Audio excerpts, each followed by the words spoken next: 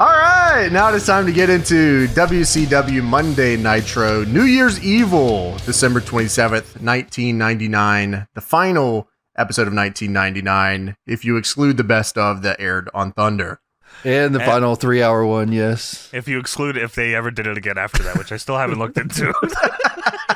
And did Saturday Night air also? I don't know. You know what? Cut anything I just said. All right, let's get into WCW Monday Nitro, New Year's Evil, December 27th, 1999. The last one of the year, the last Nitro of the year. Nitro. WCW episode ever. The final Nitro of 1999. Try it again. All right, WCW Monday Nitro is here. New Year's Evil, December 27th, 1999. Yes. Normal episode. Yeah, fantastic end of the year thing here for WCW as they're closing doors here.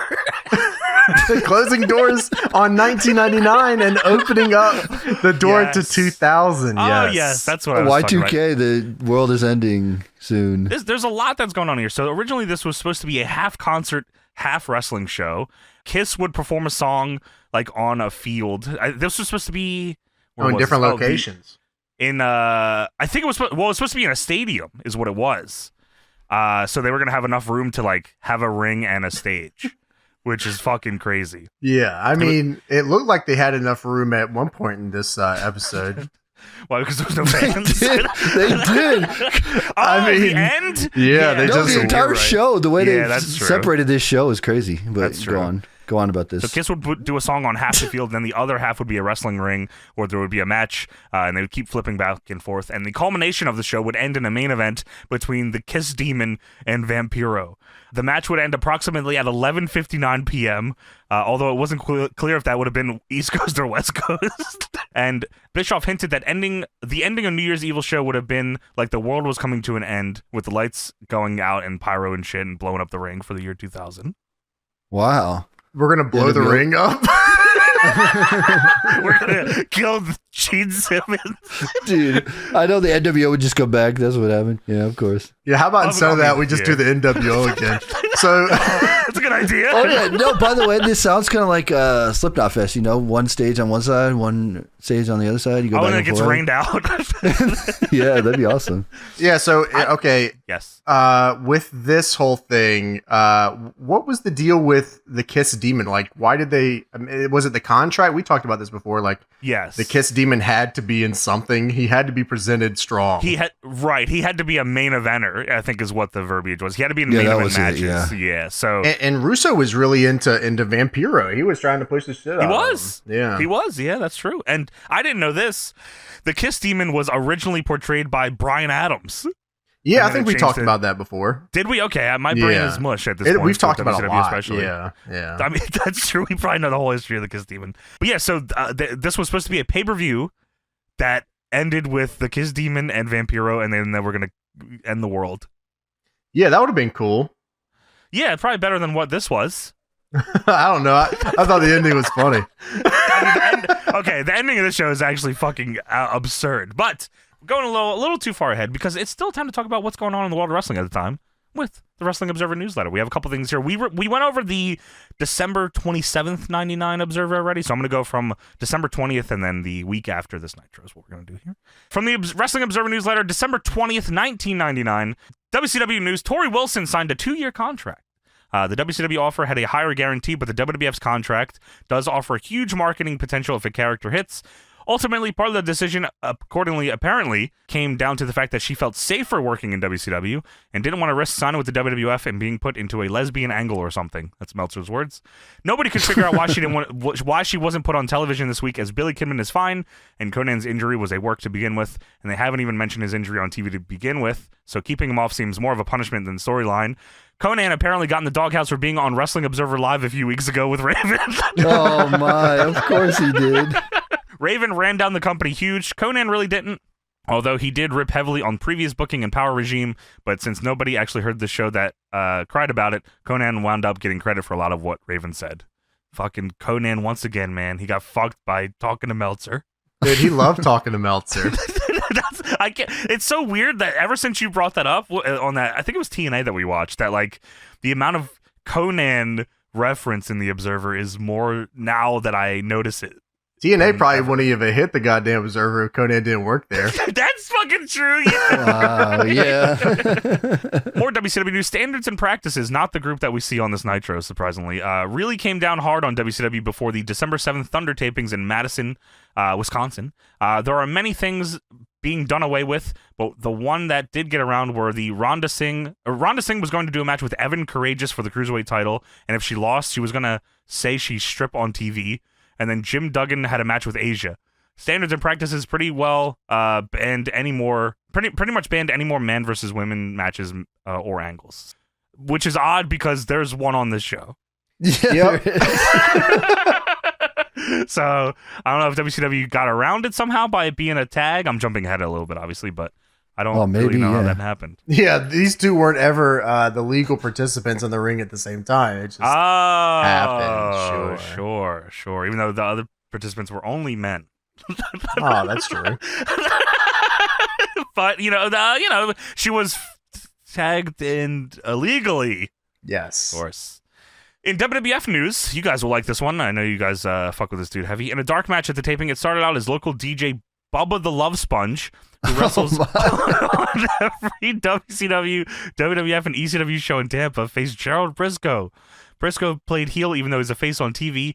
Patterson came out to help Briscoe attacking Bubba. The Mean Street Posse attacked Patterson and Briscoe, but then Bubba attacked the Posse, and it turned into a 6-man tag with Bubba splashing Rodney and Pete Gas to win. Wow. Cooking. You got. They love the local DJ stuff at house show, though. They always used to do that in my town. Dude, Bubba the Love Sponge has wrestled in more fucking top feds than a lot of dudes. Yeah, I mean, he's had his foot in the door in the business for a long time. He should have had a foot in his ass for a long time. He had matches, Tony. Yeah, all right. He was there.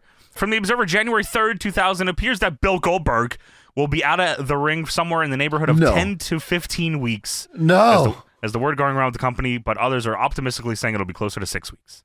The actual blow which cut up Goldberg's arm did air on television, which was an elbow shot into the window of a limo that didn't break the first few times, which we'll talk about here because they show it a lot on this episode. But yeah, the Nitro we're watching is right after Goldberg splits his shit, trying to bust out a window of a limo.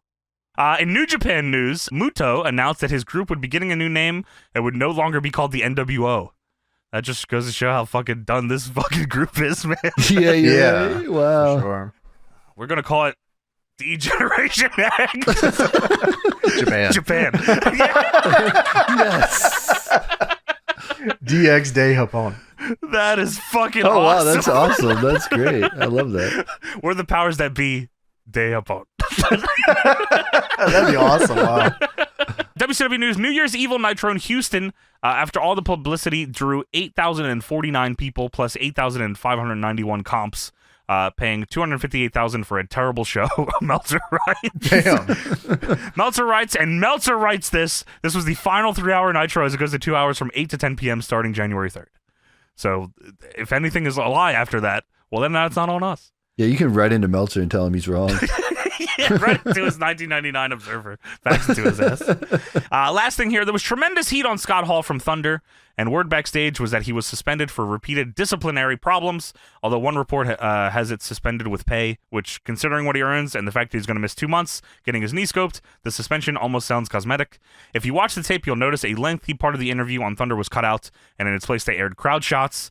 One would think it was an overreaction to marginal language based on the controversy from Monday, but actually, it was Hall doing the old NWO survey, which infuriated Goldberg in particular because he thought he was trying to be a babyface against orders.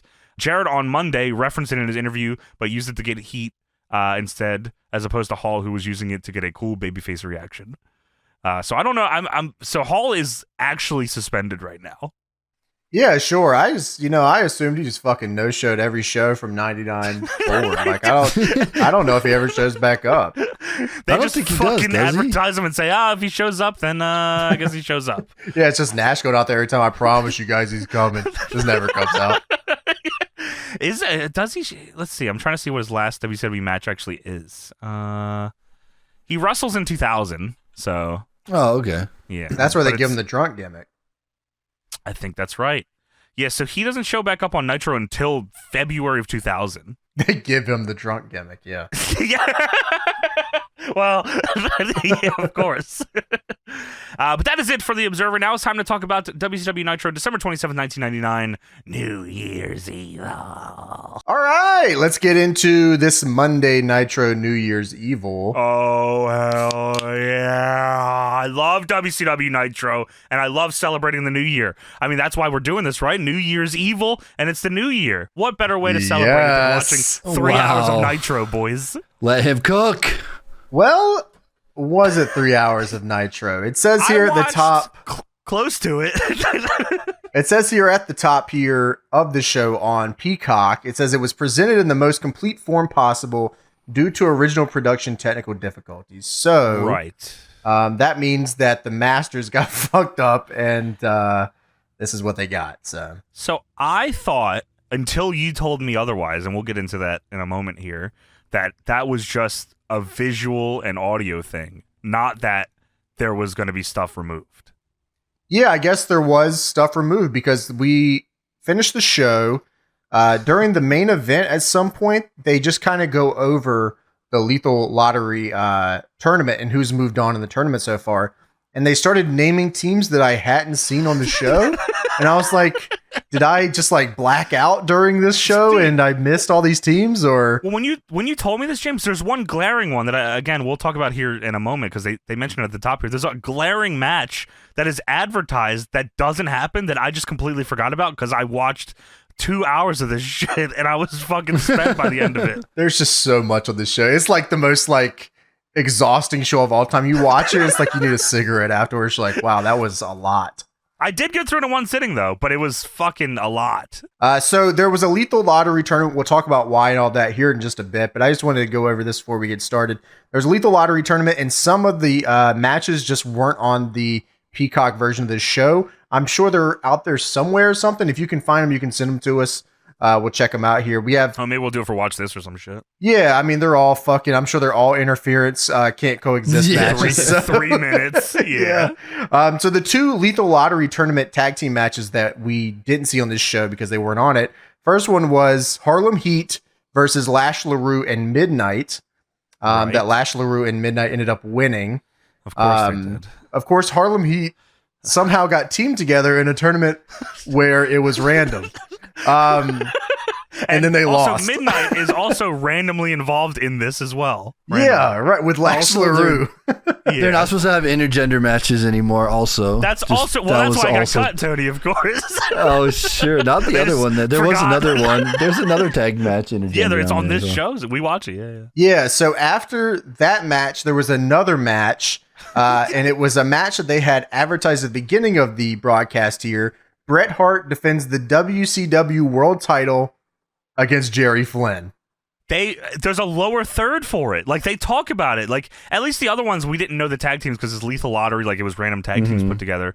But Bret Hart versus Jerry Flynn for the world title was announced and advertised with a lower third. And I just completely forgot about it by the end of, like, way before the end of the night. Yeah, so I'm looking at before the world title match that Jerry Flynn got here against Bret Hart. Just the matches that he had on Nitro, just in the weeks before Earth Thunder. How do you earn this, of course? Yeah. Right. So he went to a no contest with Tank Abbott on Nitro the week before. He went to a no contest with Norman Smiley the week before that. He went to a no contest with David Flair on Thunder. He beat the Maestro in 50 seconds. Yes. 3 weeks before. And then the week before that, he lost to The Wall. So... that was his month leading up to his world title match here. Okay, but like if a guy, for a lot of those where he didn't lose, okay, let's put that down there. No contest, he didn't lose. And then, everyone loses to The Wall. And if I hear a dude beat somebody in 50 seconds, I mean, he must be a god. So like he probably did earn this world title shot. Well, from what I read about this match, someone had to interfere to make sure Bret Hart won this match, and I would assume it was either Kevin Nash or Jeff Jarrett. Or right. What makes you guess that? Well, we have about 2 hours plus to talk about of these guys fucking this entire show up. So there was that match, and then there was one more tag team match here after that match in the Lethal Lottery tournament. PG-13, JC Ice and Wolfie D versus Berlin and Rick Steiner. That's right. PG-13 also got the team together in this one. Oh, okay. What the fuck? How did they get... Wow, I mean, luck is on their side, that PG-13. So they legit cut out the middle of the show. I guess combined here, 9... We'll say 3. So we'll say 12 minutes of in-ring time here was cut from the broadcast. They had to cut, so is it assumed that this aired? Are we assuming this aired and the master footage just says fucked and that's why we don't see this? Yeah, that's what I would think. Yes, right? it definitely aired. Yes, because I found... lost one of the tapes or something, right? I don't know. It had to be something like that, Tony. Like either like something in the middle got fucked up because you can hear audio problems. I think it's because Jeff Jarrett pulled the plug on the production truck. Well, we'll get, we'll definitely get that was there, a shoot, brother. That's in my brain it is, Tony. We lost the Berlin match because of Jeff Jarrett. Lost tape. So we actually open up the show here with the cold open. Goldberg has Jeff Jarrett goozled up on a wall, and he says that he will snap his neck, and he wants to deliver a message to Bret Hart. You tell Bret Hart that tonight the massacre begins. Oh, hell no. You leave Bret Hart alone, sir. You fucking leave. Also, when was this? Is this last week? Did this happen before the show? There's nothing indicating when this happened. I assume it was Thunder. I was going to say this was maybe a couple weeks compiled into one, but that's pretty much every Nitro in this era is a couple weeks compiled into one. Yeah. That's true. Johnny, I'm guessing what you said, Thunder, because that's where he hurts his hand is on Thunder. So I'm assuming, sure, but I don't know that. Even though it could be a year-long run of Goldberg harassing everybody. Goldberg threatened Jarrett in January, and he's paying it off in December. Yeah, very evil of him. And then he tells Jarrett when Hart is alone, I'm going to rip his heart out and eat it. And he chases Bret out of the arena in the shot after this, and he smashes his fucking hand into a limo window and busts his shit open crazy. I mean, he's got to be the dumbest guy that's ever lived. I mean, just or punching. The smartest. Yeah, he was like, you know what? I'm going to punch this glass until I get injured enough that I don't have to come to Thunder next week. And I don't got to lose to the NWO if I get hurt. Fuck. Count Dude, me he out. still gets paid, probably, right? So whatever. Hell yeah. Yeah. Yeah, punching glass. I mean, like, he legit could have died. Like, he legit could have just died right there. Isn't that crazy to think about? What if he just fucking died on Thunder? Goldberg dies? Yeah, right? Like, dude, you know what would be crazier is if he had hair. Wow. I mean, that's... And died? What if he had hair? And punched glass with hair? That'd be crazy. There's a punch glass with hair. I mean, he wouldn't have got hurt, Tony. He would have been fine. Yeah. Goldberg bleeding to death on Thunder, and they air it. On Thunder? Not even Nitro. That might be the worst part, is that it happened on Thunder. Yeah, like... The Superstation? Spots. They got Raymond airing after this. You're telling The Rock that Goldberg died on the Superstation? Bill Goldberg. Bill? Died. Little Billy Goldberg died on Thunder. Hashtag cookie puss. Dun, dun, dun. So Goldberg, yes, he busts out the limo windshields, and then it shows Bret Hart, Kevin Nash, and Jeff Jarrett. They're walking down a hallway. They're dripped in gold. Tag team champions, U.S. champion, world champion. They got it all. So they're talking here. Did either of you catch what they were actually saying? No, I didn't. All I heard, there's something. Jarrett says, he looks at Nash at one point. He says, they're going to do what? And Nash looks at him and says, we shooting? What?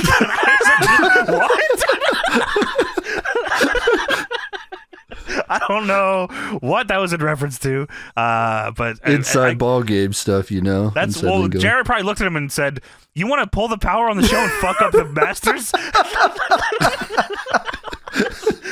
We're cutting that Bret Hart Jerry Flynn match, brother. Bret Hart said, "I got Jerry Flynn tonight." Nash said, "We shooting?" We shooting Jerry Flynn. Over the baseball bats. So we get the intro of the show, WCW Nitro.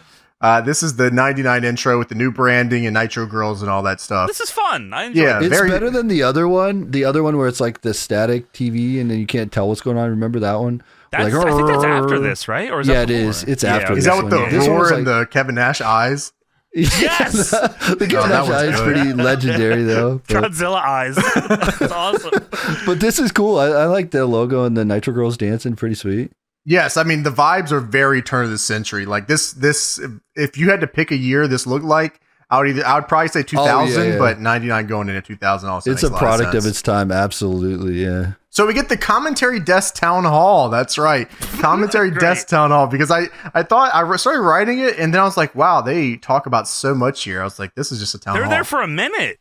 Yeah. So it's Mike Tenay, Tony Schiavone, and Bobby Heenan. They're at the desk tonight, which is honestly a very good commentary team. Probably a great team. Yeah, too good for the show, to be honest with you.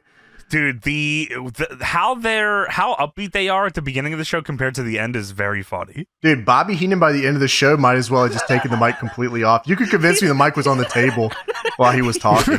He was so fucking sick of the bullshit, dude. Like, he was like, yeah, fucking, whoa. I mean, how do you commentate goddamn 14 matches or whatever? Like, by that time, you're probably just sick of the entrances. You're like, holy fuck, man. Like, how many more is there? Well, it shows footage from Thunder of Goldberg breaking the windshields and Mike Tenay. Yeah, dude, I mean, it is crazy. It shows Goldberg hitting the roof of the car after breaking all the windshields, and he is just bleeding from his arm. Like, dude, he's pouring blood. He smashes both of his arms on the hood of the car. Like, blood everywhere. He's punching the windshield as he's bleeding. Hey, you fucking complete idiot. You bald dumb fuck. What are you doing? Yeah, I mean, that's, like I said, kind of scary because, like, very cool, though. If anyone ever needed to hear this, do not punch glass with your bare hands. Yeah, man. Ever. Like, no, what are you doing that under for? Any circumstance? Even deathmatch dudes don't even do that. Yeah, you got to tape up at least, tape up your arm or do something. Tenay said Goldberg had a shredded tendon and immediate surgery was performed and he got 40 stitches, but he should heal 100%. Yeah, that's good. I'm glad that it wasn't anything any more serious than that, He could have died. Yeah, if it was going to be anything more serious than that, at least do it on Nitro. I mean, for God's sake, please.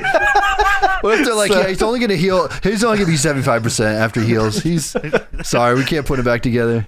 We're announcing the retirement of Goldberg and Scott Steiner tonight. Just kidding. We have the technology. We are putting Goldberg back together as we speak. They've attached hair. Goldberg shredded his tendon. Guess what? He's going to go to WWF and fight Triple H. Yay! Sorry, my bad. So that's what happens. Tony Schiavone tells us that Kevin Nash and Scott Hall were scheduled to defend the tag team titles, but Scott Hall is not here.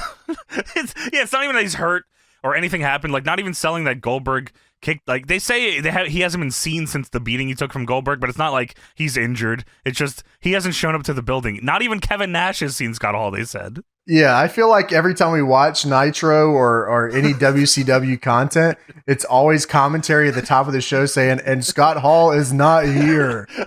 All right. Maybe he'll be here tonight. Dude, they're sick of writing angles and covering us up. Yeah, he's just not here. I don't know where he's at. We fucking have no idea. Like, they could have wrote an angle. If he's not here at 7, I don't fucking know. We're just booking a whole new show. Bill Bush sent a fax that was basically, if Scott doesn't show up, just read this. I have 2 letters here. One is the schedule tonight, and here's if Scott Hall doesn't show up. They say Executive Vice President Bill Bush has said he's had enough of the direction from Vince Russo and Ed Ferrara, the powers that be, and that he, for the first time ever, let his voice be heard. He sent out a release to the directors of WCW on official letterhead that if Scott Hall doesn't show up by 7 p.m. Eastern tonight, that Hall and Nash will be stripped of the WCW Tag Team titles. So Russo and Ed Ferrara respond to this by saying they have booked this booking for tonight. Dude, they say booking. Yeah, they've done this booking for tonight. They will book here tonight a Lethal Lottery New Year's Evil Tag Team Tournament right here. I wrote, oh my fucking God. And I'm staring at Tony Schiavone reading this. To his left is Mike Tenay doing the lips, and Bobby Heenan is staring into the void. It's been a long night already. Yeah, dude. The first words they usher out here is 8 matches here tonight in this tournament. 8 is just a tournament? That shit, not counting singles matches? Tony, they said 8 matches, and the image of James immediately, like, I expected a very mean message from James. Dude, the like off rip, I had to pause it and like take a break because he said the powers that be booked a lethal lottery New Year's Evil tag team title tournament, and I was like, he's gonna do it one fucking night, and I couldn't believe it. I thought so too. It's like he's gonna do it one night. It was actually 2 nights. That's crazy. Which is, I mean, impressive. So 8 matches. I was like, oh, this is like a King of the Ring style. This is like 4, 2, and then 1. I definitely thought he was going for Deadly Game vibes here. Like, definitely. Yes. Because Russo legit has 4 angles, and like, if they don't follow upon those 4 angles, then we're not fucking doing it. Like, tournament. Cut the matches. I don't care. Fuck these matches. So, as Tony said, 8 matches just in the tournament. So they announced this tournament. They announced that the tournament here, the Lethal Lottery, and this is like Russo loves. New Year's Evil Tag Team Title Tournament, of course. Yeah, this is like one of his favorite tropes, really, right? So the Lethal Lottery is a random tag team tournament. So your brain goes to like, oh, okay, so it just won't have any like actual tag teams in it. It'll just be like random tag teams. Obviously, we see that's the whole idea. That's not the fucking truth. And how is that? Bobby Heenan says, yeah, it could even be me and you, Shivani, teaming up. And they took a second. Shivani didn't respond. Nah, they never do that. Oh, you're lucky they didn't hear that sooner. Call it on the fly. Yeah, Jesus. It was I will say it's very nice of Bill Bush to allow the bookers to keep booking, even though he sent in a fax that said the bookers suck at booking. Dude, yeah, I'm sick of the direction this shitty show is going. Go with what you want. You got 3 hours. Tony Schiavone then says the total package Liz will address what they did to Sting. I said, holy shit. The total package Liz is awesome. Based. So I'm guessing this is after Luger turned on Sting and attacked him. I think, yeah, they did. They fucked him up at Starrcade, I'm pretty sure. They announced a couple more matches. Bret Hart is taking on Jerry Flynn. Is he? That was a lie. I was unironically excited for that because I can't picture that match in my brain, so I wanted to see what it was. Yeah, I actually like. I'm guessing Jerry Flynn hit that damn spin kick. I know that's for sure. He must have did the cradle pile driver. Yeah, Jerry Flynn with the cradle pile driver. No, it's Jerry Flynn, not Jerry effing Lynn. Oh, that makes a lot more sense, Tony. Come on, guys. That's some bullshit. Flynn, different guys. Why don't you want to book me?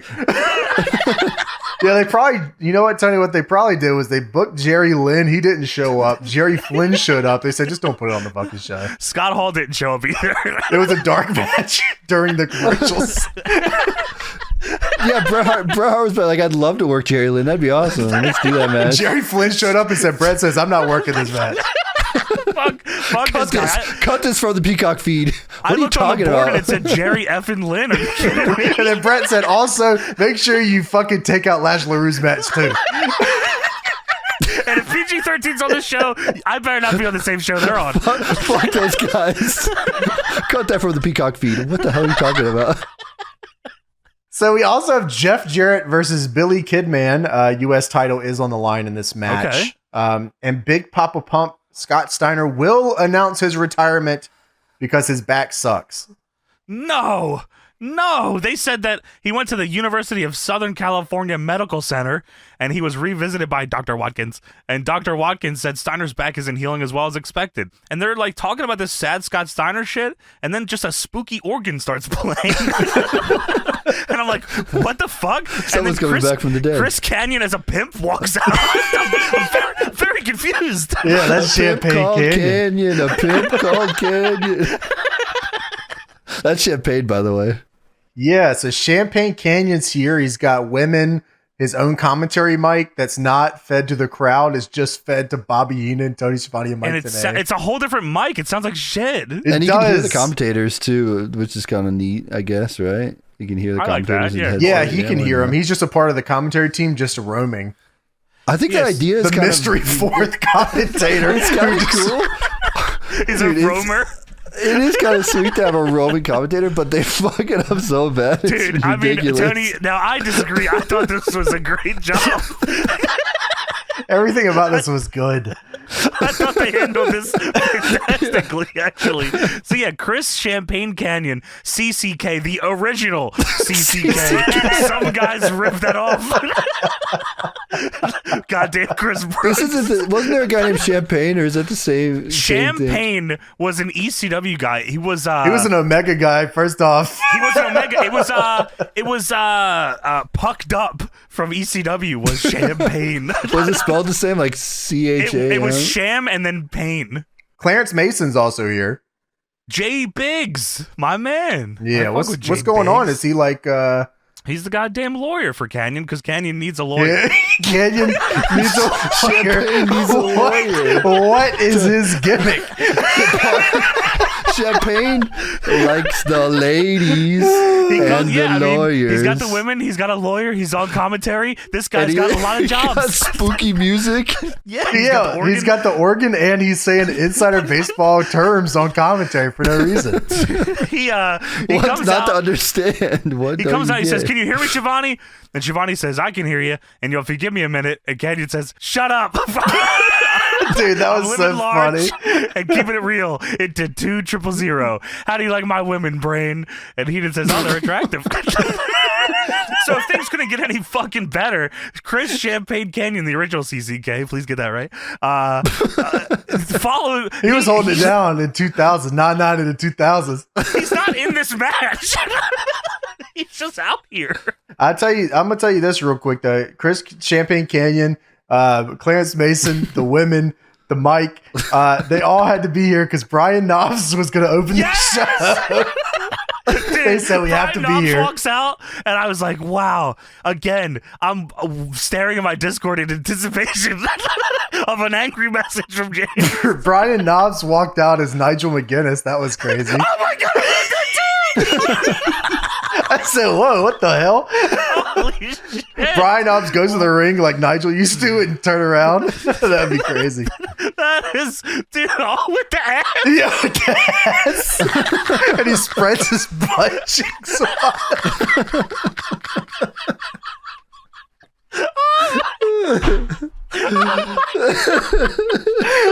Oh, fucking shit. Wow. Oh my god. Yeah. There he is. Nigel entrance with the asshole. Oh, fuck. That's disgusting. That's nasty. Russo said, "Bro, we already got Champagne Canyon out there. Don't do the asshole thing. We do not have time, bro." Okay, understandable. It's Brian Knobs versus Bam Bam Bigelow in a hardcore match. I swear to God, every single fucking time we watch WCW is Brian Knobs versus Bam Bam Bigelow. Please end this. End this. So also, Canyon is at commentary now with his headset mic on, and it's a totally different quality than the commentators. And Canyon says they're going to rename the Oscars the Canyon based on my upcoming appearance in Ready to Rumble. And Heenan says, "Oh, I hear you're up for an Oscar." Just completely fucking killing that. Canyon says, "Oh yeah, for the category for best performance from a professional wrestler in a major motion picture." Oh, that's good. Yeah, at least he's sharp. Canyon was a good talker. I enjoy listening to Canyon talk. I like Canyon a lot, actually. Yeah, me too. So Bam Bam comes out, and immediately I'm like, yeah, like I love this guy, man. Like I don't know, there's just some energy about Bam Bam. He's just the coolest dude ever. Even like he's totally. He's just cashing out here in WCW, he's right? checked out crazy. Yeah, right. Sure. But he looks cool. He does look cool. And like, he's just got an aura about him that's just like, I don't know. This guy's fucking dope. This is my guy right here. I like Bam Bam. Fuck yeah, man. I'm with it. Canyon's mic by this point is so low, you just can't even hear what he's saying. He's just talking, and they're just like talking over him. Yeah, just fuck it, whatever.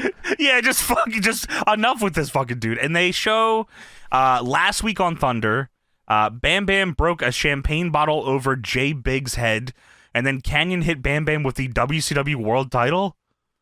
Yeah, okay, so I don't know why my brain went here first. I said that's definitely the Ready to Rumble cast. I assume that's what it's, because I assume that's what it's referenced to, that he like says that he won it on the movie or some shit. I love this part because it shows him using the WCW title and leaving with it. And of course, the Maestro beat Bam Bam because of this. By the way, the Maestro, because of this, yes. And we see the Maestro laid out like fucking Yamcha later tonight, Peter Griffin style. So So, anyways, Canyon hits Bam Bam with the WCW title, the cast, and he walks out and it shows it on the feed. And Mike Tenay gets like incredibly pissed off. Like Mike Tenay immediately presses Canyon about it. He's like, "Who did you beat to win that title, huh? What title is that? Who did you beat?" Canyon says, "I was there and I won." I love that Mike awesome. Tenay is like the protector of kayfabe. Like he's the wrestling guy. Like he's the best. He's the best. It was his WCW gimmick of just knowing wrestling and like respecting it. Good gimmick. And it fit with Shivani and Heenan. Like I actually think they're an underrated trio. So Brian Knobbs has his basket of weapons here, and he just fucking beats Bam Bam up with trash cans and hits him in the head. Just with everything stuff you can think of. The match immediately goes like to the crowd. So Bam Bam sends Brian Knobbs into the crowd over the guardrail, and then crazy bump actually. Yeah, he just takes it like head first. He just kind of goes whoop, boom. Yeah, that straight was down. Now what Bam Bam does after this, I was very confused by. This was awesome. So Bam Bam then instead of just going over the guardrail and chasing him out there, he just this feels like a video game thing where you're just it is a video game thing. Like, can we try this real quick? Yeah. So Bam Bam grabs the steel steps and I'm like, whoa, he's got the steel steps. And then he just puts it beside the barricade like the long way. He also hit Canyon with them, by the way. They barely caught it though, but he hit Canyon in the stomach with the stairs. So he puts it here and then tries to use it to get over the guardrail and jump at Brian Knobbs, who's in the crowd. Yeah, he like runs up them like Shelton running the ladder style and tries to jump over, but he gets cut off by Knobbs, who punches him in the balls. Yeah, the steel steps were like, whatever way you're thinking that these steel steps are like set up for him to run up them, they're not. They're just he just full sends it. So Brian Knobbs and Bam Bam then fight through the crowd as Canyon, who has a mobile commentary mic, decides to join the crowd and fight through all the fans to see the action. This is so fucking funny.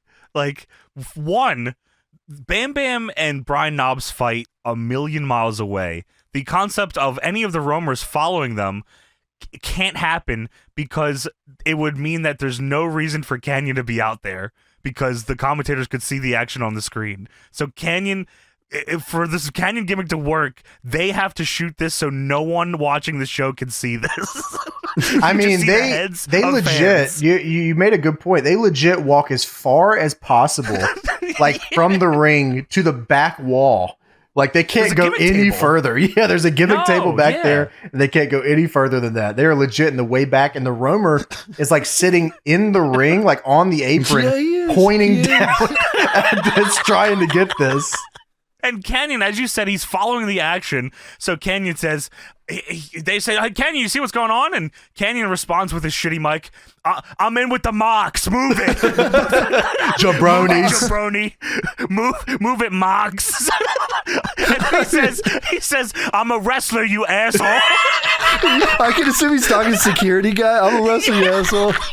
Security's probably, get the fuck out of it. "I'm a wrestler, you asshole." By the way, you can't see shit because it's the back of people's heads. So you have no idea what's going on. You should follow Canyon. That should have been the gimmick. Like follow Canyon through the crowd, right? Yeah. That would have made more sense. But it's like you get none of that. You just get the back of people's heads. Well, he eventually gets to them, Tony, and Canyon says, "I'm right here, guys. I'm with a bunch of marks."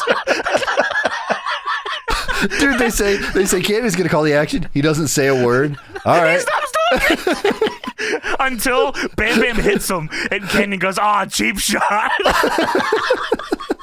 So Bam Bam, I think, scoop slams Brian Knobbs through a gimmick table. I think so, yeah. A table breaks somehow, and I think I see like a Gildan box up there, so it's got to be a merch stand, right? Yeah. Yeah, it is a merch stand. What are the fucking merch cage wall called? What is that called? We have one. No, I know what you're talking about. Yeah, what did I write down? Let me see here. I wrote it down as, I just said it was a t-shirt wall. Okay, I wrote merch wall, so I guess we're close. Yeah, that's right. Whatever it is, it's a fucking cage you can hang t-shirts on. They're near that, and he put him through a table. Bam Bam is now signaling for a pile driver, but now Canyon hits him in the back of the head with the WCW World Title. Who'd you beat? Who'd you beat to use that, huh? Don't worry about it, Mark. I'm a wrestler. I'm a champion, you asshole. So Good fucking gimmick. Knobs throws the merch wall on Bam Bam after he got hit with the title. Then Canyon says, 1, 2, 3, Knobs wins. What? Dude, That's the end of the match. I had no idea what even happened there at the end. I couldn't see shit. I don't know. 1, 2, 3, Knobs wins, you fucking mark. So I could totally understand what they're going for here. And Yes. this was inspired. Like, this idea was inspired. Good idea, yeah. Good gimmick, honestly. It was inspired. It just came across like shit. I couldn't see anything. I have nothing to say about this because I couldn't see nothing. No, but it was fucking hilarious. I mean, move it, Mox. Yeah, I mean, I'm Canyon glad was they- great here. I'm glad they kept it short enough where it wasn't like in the crowd forever and you couldn't see Dude, anything. they could have went forever with this. Yeah, like if this was Yeah. like Sid versus fucking Brett, this is a 30-minute Canyon promo. Oh my. So we go backstage. Sid Vicious has arrived in a Cadillac with Chris Benoit. Yeah. And the camera pans over. And as they come out of this, they're walking and the camera pans past them. And there is a fucking monster truck back there. Why? Hidden in the shadows. Yeah, it's looming behind, and they Why? don't see it. No Why one sees did you this. reveal it at the start? Why? Because the camera guy probably caught it by accident. And the commentary said, "What is that? Whoa, That's this a is cool." monster truck." Fuck is that? Dude, can we talk about this backstage area? Because it's like the Astrodome, right, is where we're at. But Yeah. it's they just put a pipe and drape to cut off half They the made arena. a backstage area. Yeah, they cut off half the arena because you could see on the smart. side. On the side, there's like seats for the fans to sit, like actual Yeah. seats, like stadium seats. But they just cut it off, and that's their backstage. So people are driving cars inside the arena. Yeah, I park. mean, the fumes are just all up in the Astrodome right I now. didn't even consider that these cars are just in the building. Wow, Yeah, you're they're- right. What the That's fuck? their backstage area, but it's literally just Fumes. that. Filling up this place. Just idling. Sid's Cadillac is idling. Sid doesn't turn off his lights or anything. He probably doesn't turn off the car. So Dude, well, you see a lot of the backstage area because they refuse to shoot any way that anyone that arrives to the building, they shoot directly at all of the production equipment the whole night. and all the wrestlers and everybody just hanging out backstage. Just everybody, Yes. you can see them all. That's awesome. So backstage here again, Jeff Jarrett, Bret Hart, and Kevin Nash are here with J.J. Dillon. This is the new NWO trio here. Scott Hall is supposed to also be a part of this, but he's not fucking here, and he won't be here at any He might given be here at point. 7. He could be Dude, here it's later. past 7. They say that on the thing. He's like, he had to be here by 7. It says, "Oh, we're past 7." Well, fuck! I blew our angle. So yeah, they're all back there. They're kind of cornering JJ Dillon here, and they say, "You sit your ass in this chair." Piece of fucking And shit. JJ goes to stand up, and Nash says, "What are you doing?"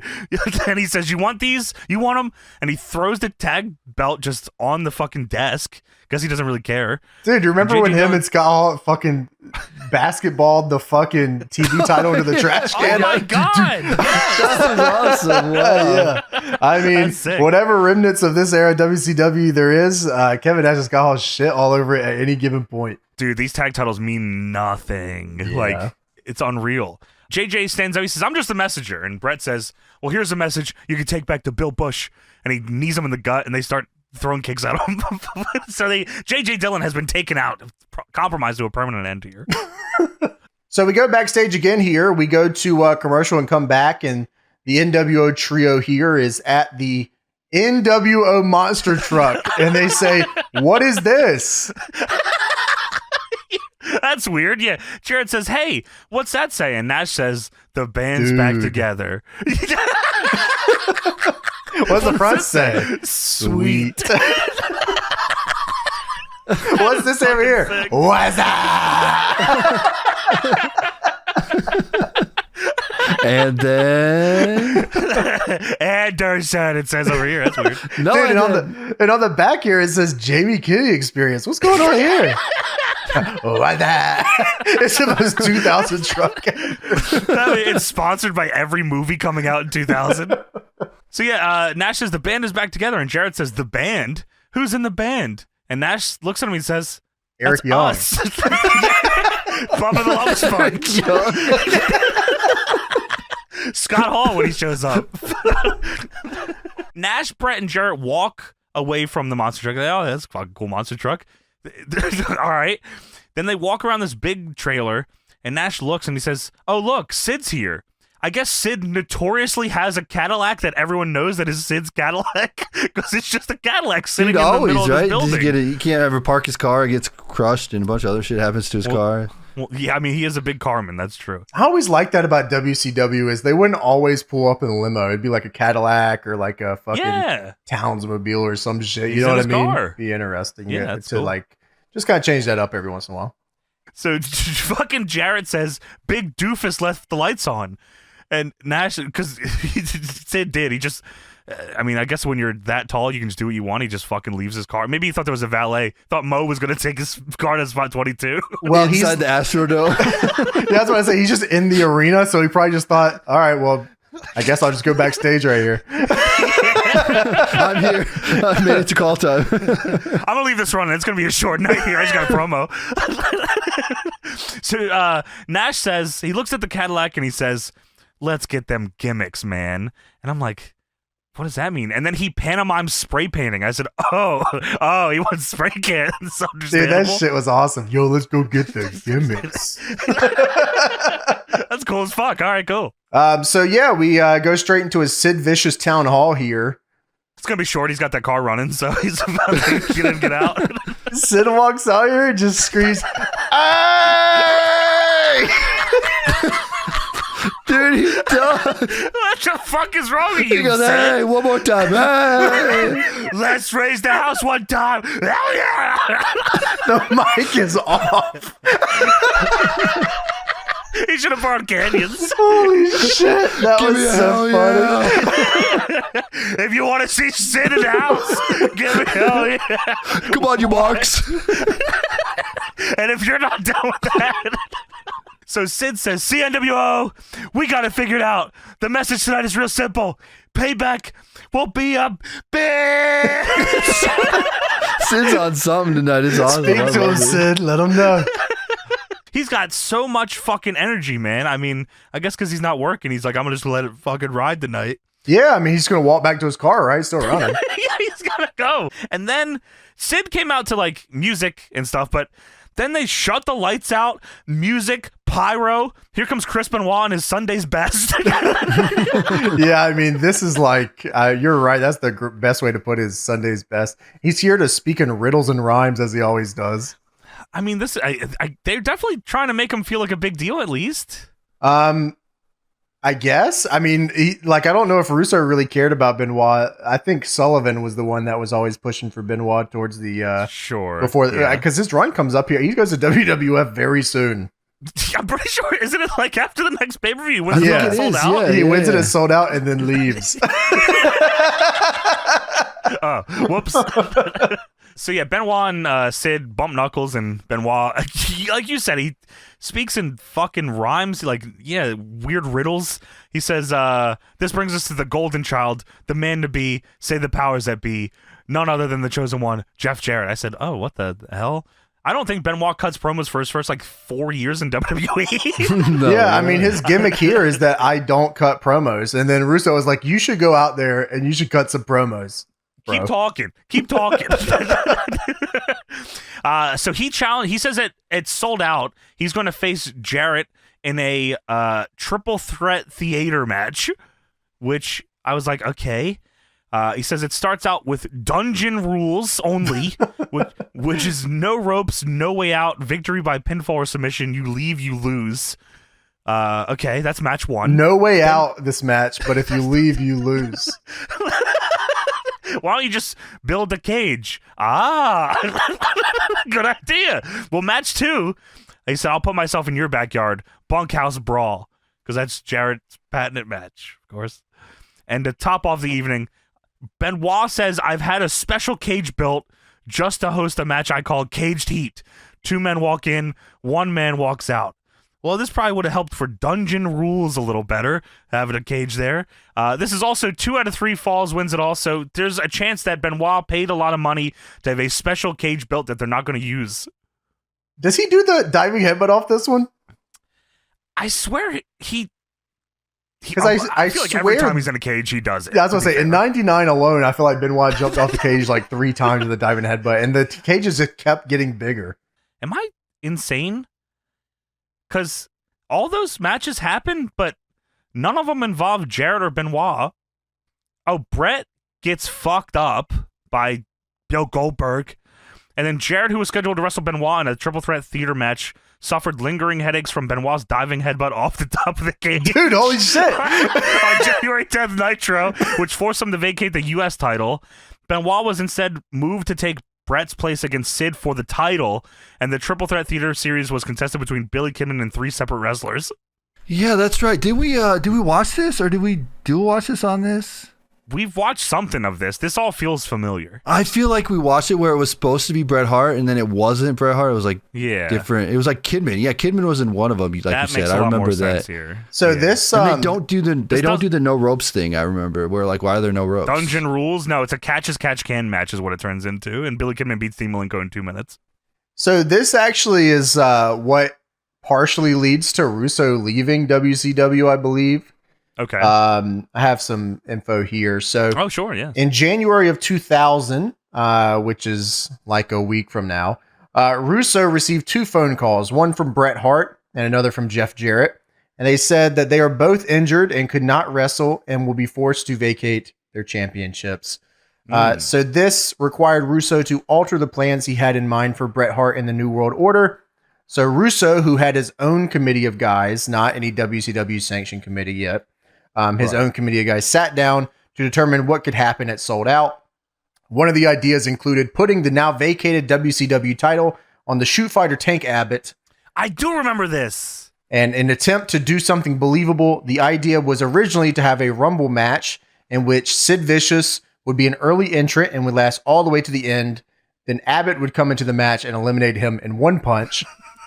Russo said that Abbott might not have held the belt for more than 24 hours if this title change had actually occurred. Shit. However, the day after he and his committee came up with the idea, he was asked to work in a WCW sanctioned committee and no longer be the head writer. Russo declined and left the company, with his immediate replacement being Kevin Sullivan, who, along with other bookers, chose Chris Benoit to win the title from Vicious in a single bout with Arn Anderson as the referee. Wow. Holy shit. Damn, Tank Abbott could have been champ? I guess so, where he knocks out Sid Vicious. Yeah. That would have been insane. What the hell? So 3 months after Russo's departure, Sullivan was ultimately relieved of his duties in March 2000, and Russo returned as lead writer alongside Eric Bischoff, where they would reboot WCW into a more modern, streamlined company. And we know how that goes. The New Blood in the Millionaires Club and all that. Yeah, I believe we reviewed the reboot episode as well. Yes, where he goes into the ring and grabs all the belts. Yeah, give me those. What are we going to do with those? Wow, that is crazy. So none of this even happens. Okay.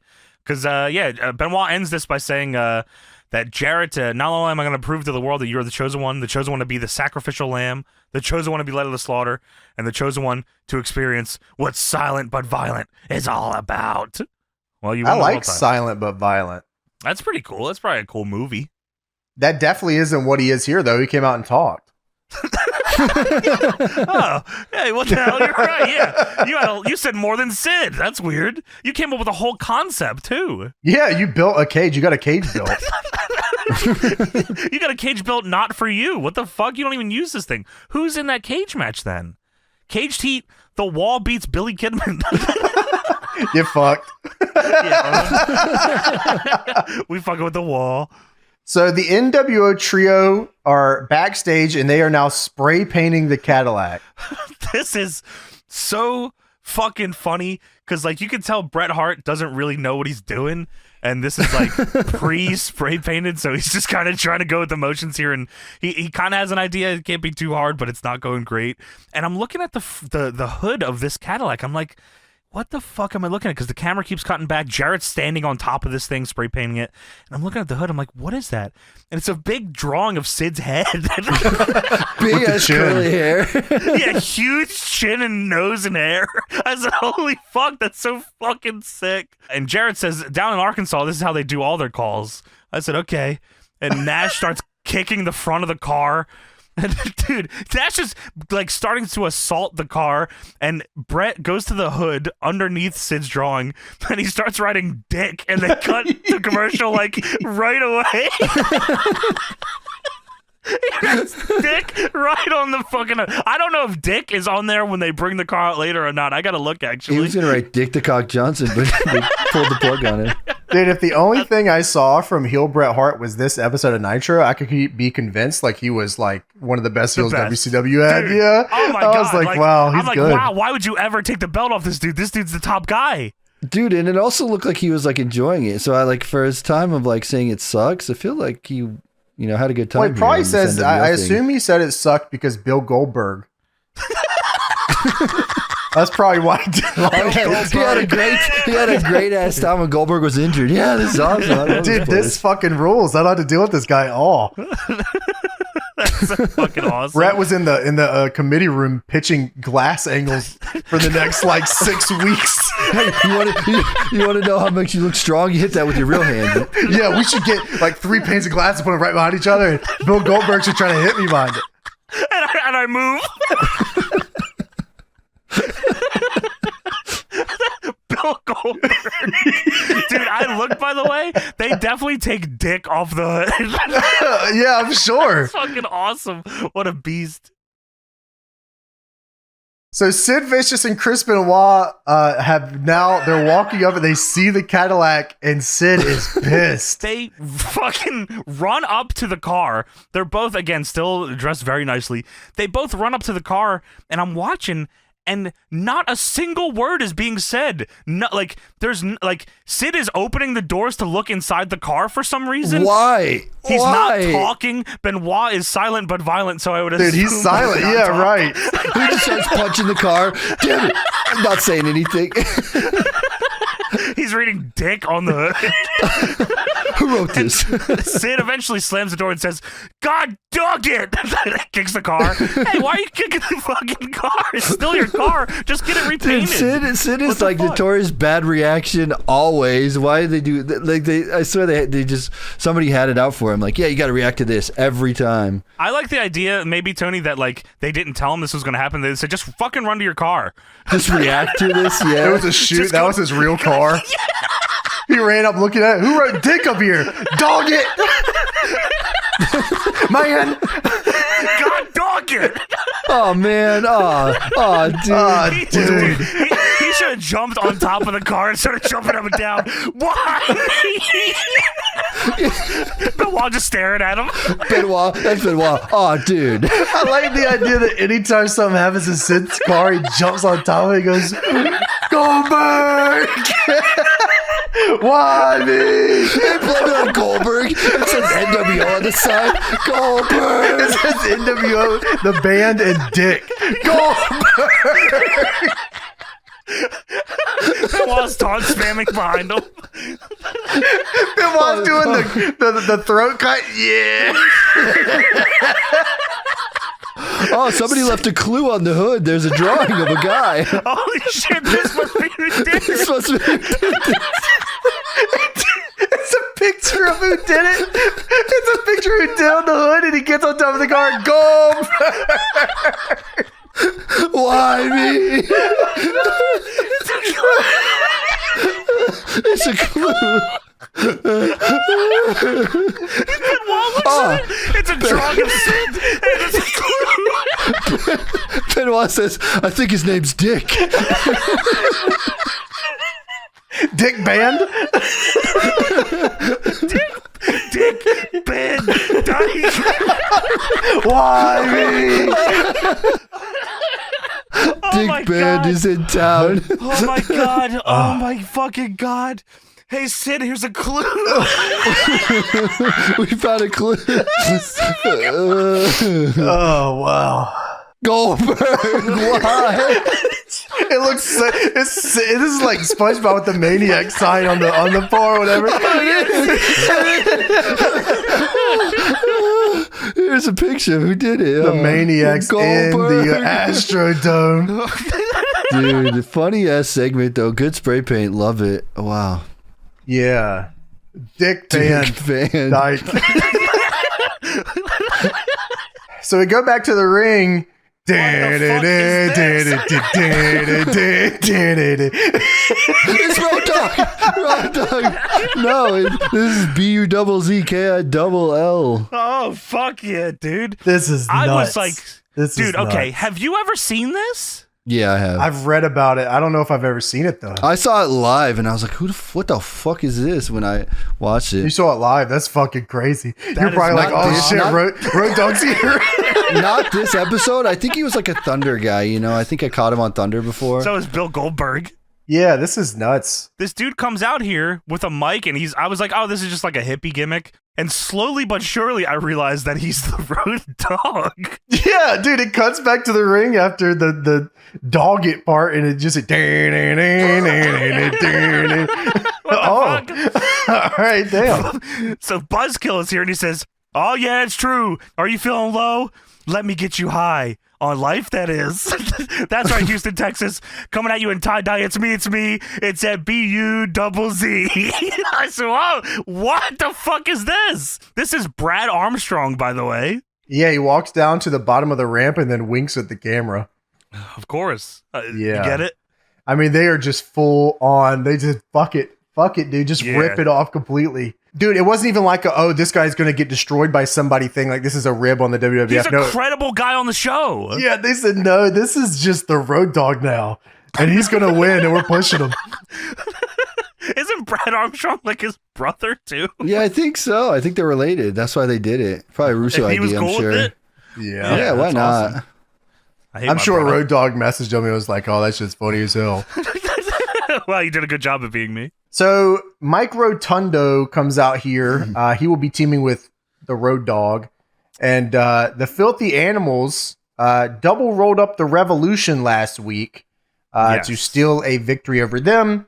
And of course, that means that we are going to get a Can They Coexist team in this tournament. Randomly. Starting here. Yeah, of course. As Dean Malenko and Conan are now teaming up in this match.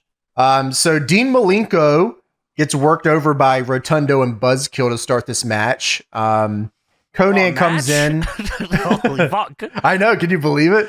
So Conan comes in and he hits the rolling clothesline. Yeah! And then you'll never guess what movie hits next. Holy shit. It's The gotta be Face the Buster. X-Factor. I Dude, mean- I legit wrote, he's nearly done all his moves. I mean, that's what we came to see. I mean, you know what I mean? He got the tag. He did his thing. Shivani on commentary says the powers that be say that Scott Hall and Kevin Nash are scheduled for this tournament, even though Scott Hall didn't show up at 7 p.m. And the powers that be have he says that is that even though Scott Hall didn't show up at 7 p.m., they're scheduled for this tournament. And the powers that be that have assured everyone that Scott will be here tonight. It may be a lethal lottery in a certain way. Huh? Do you mean we're doing all this for no reason if Scott Hall shows up? It's like, yeah, and like, if he's there, Hall and Nash are in the lethal lottery as a team together. They don't gotta be random. Well, Yeah. we'll see what happens by the end of the night. We will fucking see, actually. So Dean Malenko comes in, and then him and Conan just start fighting. They just start fighting right away. He's just not happy to be tagged in. Also, after he hit the fucking X Factor on Buzzkill, Buzzkill's bandana and dreads fall off, and his dreads are just on Conan's head, and Conan doesn't realize it for a minute. It's very funny. So yeah, as you said, Dean Malenko gets tagged in. He's not happy about having to work tonight, so he starts fighting Conan. Conan shoves Dean. Dean kicks him out of the ring. The Revolution attack Conan.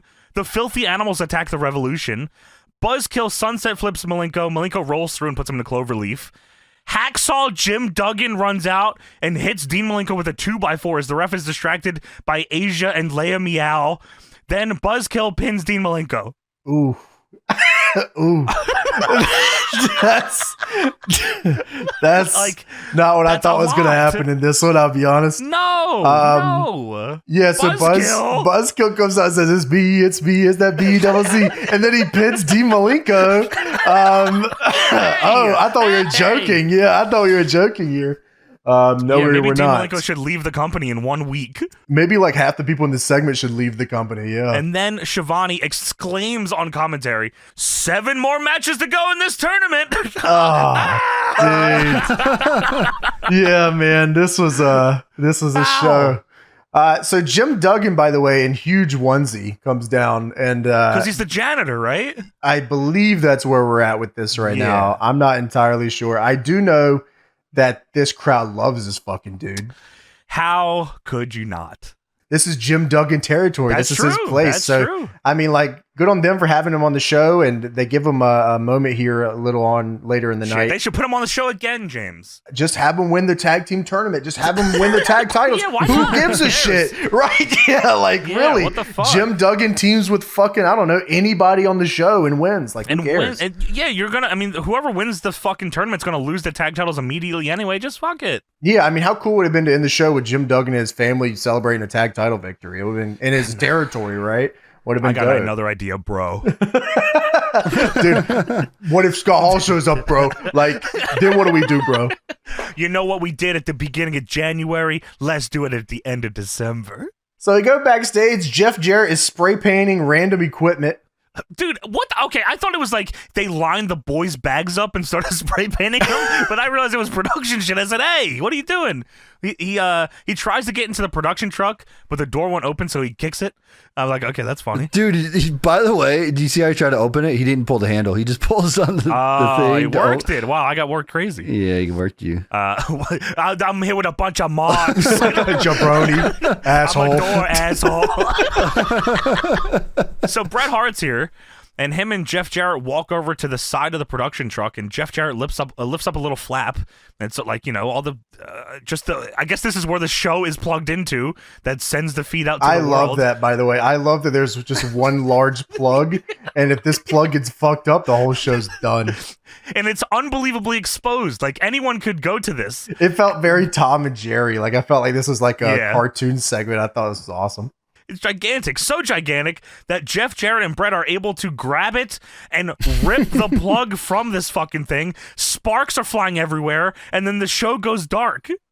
Yeah, commentary's like, oh, they pulled the plug on the... And it goes to commercial. I thought that was awesome. So in my mind, and whether this is true or not, I don't care to believe anything else. I believe that they did this, didn't realize that it would actually fuck the show up, and it actually fucked the show up.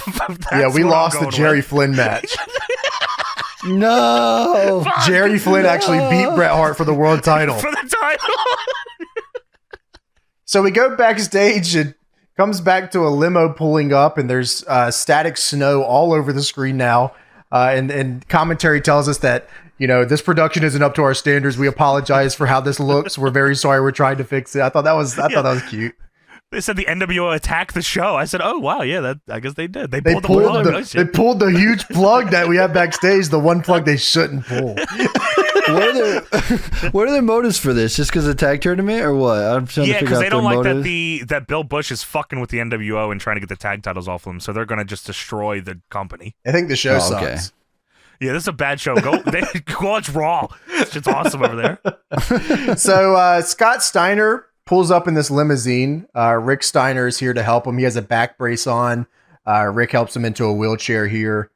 And the idea is that he's going to retire here tonight because he has to get a second back surgery with Dr. Pepper. And that's going to end his career. I mean, if he would have went to Dr. Acula, he probably would have got a different reading here. Yeah, I mean, at least you need to always get two opinions, right? From Dr. Pepper and Dr. Acula, of course. And Dr. Thunder might be your third one. Yeah. There's another doctor mentioned later that maybe he should have also went to. He goes to Dr. Bunsen Honeydew and Beaker. I think Scott Steiner's back as fuck. So we go backstage again. Jeff Jarrett and Bret Hart are now destroying the catering table. Nah, come on. That's for the Why? boys. Are come you on. me, man? Now, yeah, they were getting heat with management. Now they're getting heat with the boys. Yeah, dude. What the hell else is Lash LaRue What gonna are you do fucking marks doing? Jabroni assholes. I'm a a wrestler. I'm hungry. Fucking Marks. I'm the world champ. He goes up to Brett. Hey, I'm champion. I'm pulling rank, Mark. And Brett said, I'm pulling the Who'd you ever plug. beat? Shivani says, NWO, that's our catering. Heenan says, never looked that good anyway. And Brett flips over a whole fucking table, bunch of food on it, and he walks away, and he says, food sucked anyway. Why is catering? Hey, these are hardworking people that put this out for you, you fucking son of a bitch. They took away Battle of sandwiches. Respect. Dude, I mean, I hear the sandwich is going away in 2025. I don't know I if you hope heard not. that. The entire sandwich? I heard that too. Fight back Yeah, against okay. the end of sandwiches. Just please spread the word, everybody. If you didn't know, sandwiches, they're getting rid of them, all of them. Don't spread the word. Fight back. If people, how will they fight back if people don't know? That's true, I guess. They fucking fuck up catering. Jarrett spray paints NWO on the wall, and Jarrett says, "Bring JJ Dillon back here." That's very ridiculous, by the way. Yeah, He walks over the wall and just spray paints NWO on it. Like, It's a gigantic wall. we just given up. Like, what the fuck is this? He tagged it. Come on now. Yeah, to be He's fair. marking the Astrodome, yeah. Yeah, to be fair, it's silver. All this is silver. Oh yeah. Well, NWO 2000. Yes. So. Which And is you fuck with awesome. that. You fuck with it. I with mean, the 2000. I like the silver. I like the silver logo. Yeah. They took that, put it in Photoshop, and added that inner bevel or whatever on the NWO logo, and now we got 2000. That's pissed. So we get Shane versus Tank Abbott up next. So the first shot we see of Shane is his back. And I'm like, oh, okay, who the fuck is Shane? And then I see his bald head, and then all the memories start flowing back in that this is Virgil. Virgil's name was Shane. For some reason, like, I didn't even, like, clock that when I first saw Yes. it. I was like, Well, Shane. It was Vincent at first. Yeah, I thought it was Vincent, and I just thought it was Vincent the whole time. Yeah, no, he's becomes Shane, I think, when he joins the powers that be. I want to say. Oh, okay. Sure. That shit was crazy. Here's Shane. He turns around. Now, wait a minute. So, Tank Abbott attacked Doug Dillinger last week, I believe, and he was fined. Right. It might have been on Thunder. He faced La Parka. La Parka hit him as hard as he possibly could in the head with a chair, which Tank Abbott no-sold because This he's is getting classic the La world title Parka. here soon. Yeah, La Parka's still doing that to this day to our referees. And Tank Abbott no-sells it and then knocks out La Parka. Then he punches the head of security, Doug Dillinger, and is fined $10,000. Dude, so he was fined $10,000, and then Yes. they booked him again. They booked him again 4 days later. And, James, I gotta say, Shane is in the ring. Tank Abbott comes out. I said, I write down his partner, Tank Abbott, comes out. Oh, you thought Tank it was Abbott- like a tournament thing. I thought this was fucking... Yeah, because why the fuck is this happening? I thought this was a random team. And then all of a sudden, Tank Abbott gets in the ring and starts punching Shane in the head. Dude, he is Said, punching the shit hey. out of him. He beats the fuck out of him. No, this is a match along with 7 more tournament matches. One of the matches you get on Nitro is Tank Abbott versus Shane. Well, Tank Abbott's about to win the world title, so you got. Oh, yeah, he needs some wins. Gotta get That's his true. wins up.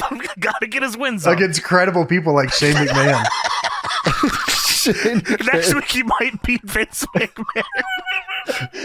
Vincent. Dude, that would be so fucking funny. Oh my god. Shane tonight, and then next week he's Vince. And then he beats Hunter. Wow. That'd be awesome. All right, so Tank Abbott rushes down Shane and punches him a lot. And then Tank Abbott is awesome. punches I him love as hard this. as he can in the back of the head, and Shane goes down. So he knocks him out, big right hand. Shane is out. The referee is trying to do the thing where you grab the wrist of a guy that's knocked out and raise his arm, but Tank Abbott is continuing his onslaught, so he's choking Shane with his own tie. Shane is completely lifeless, and the referee is incapable of calling this match unless he knows that this arm is for sure limp. Dude, he like Stu has to tell him, like, knock it off. I have to raise his hand. I gotta do this Stop fucking gimmick. Back up. Tank is beating him to death. We have The ref 7 more tag matches. Hurry this shit up. Come on.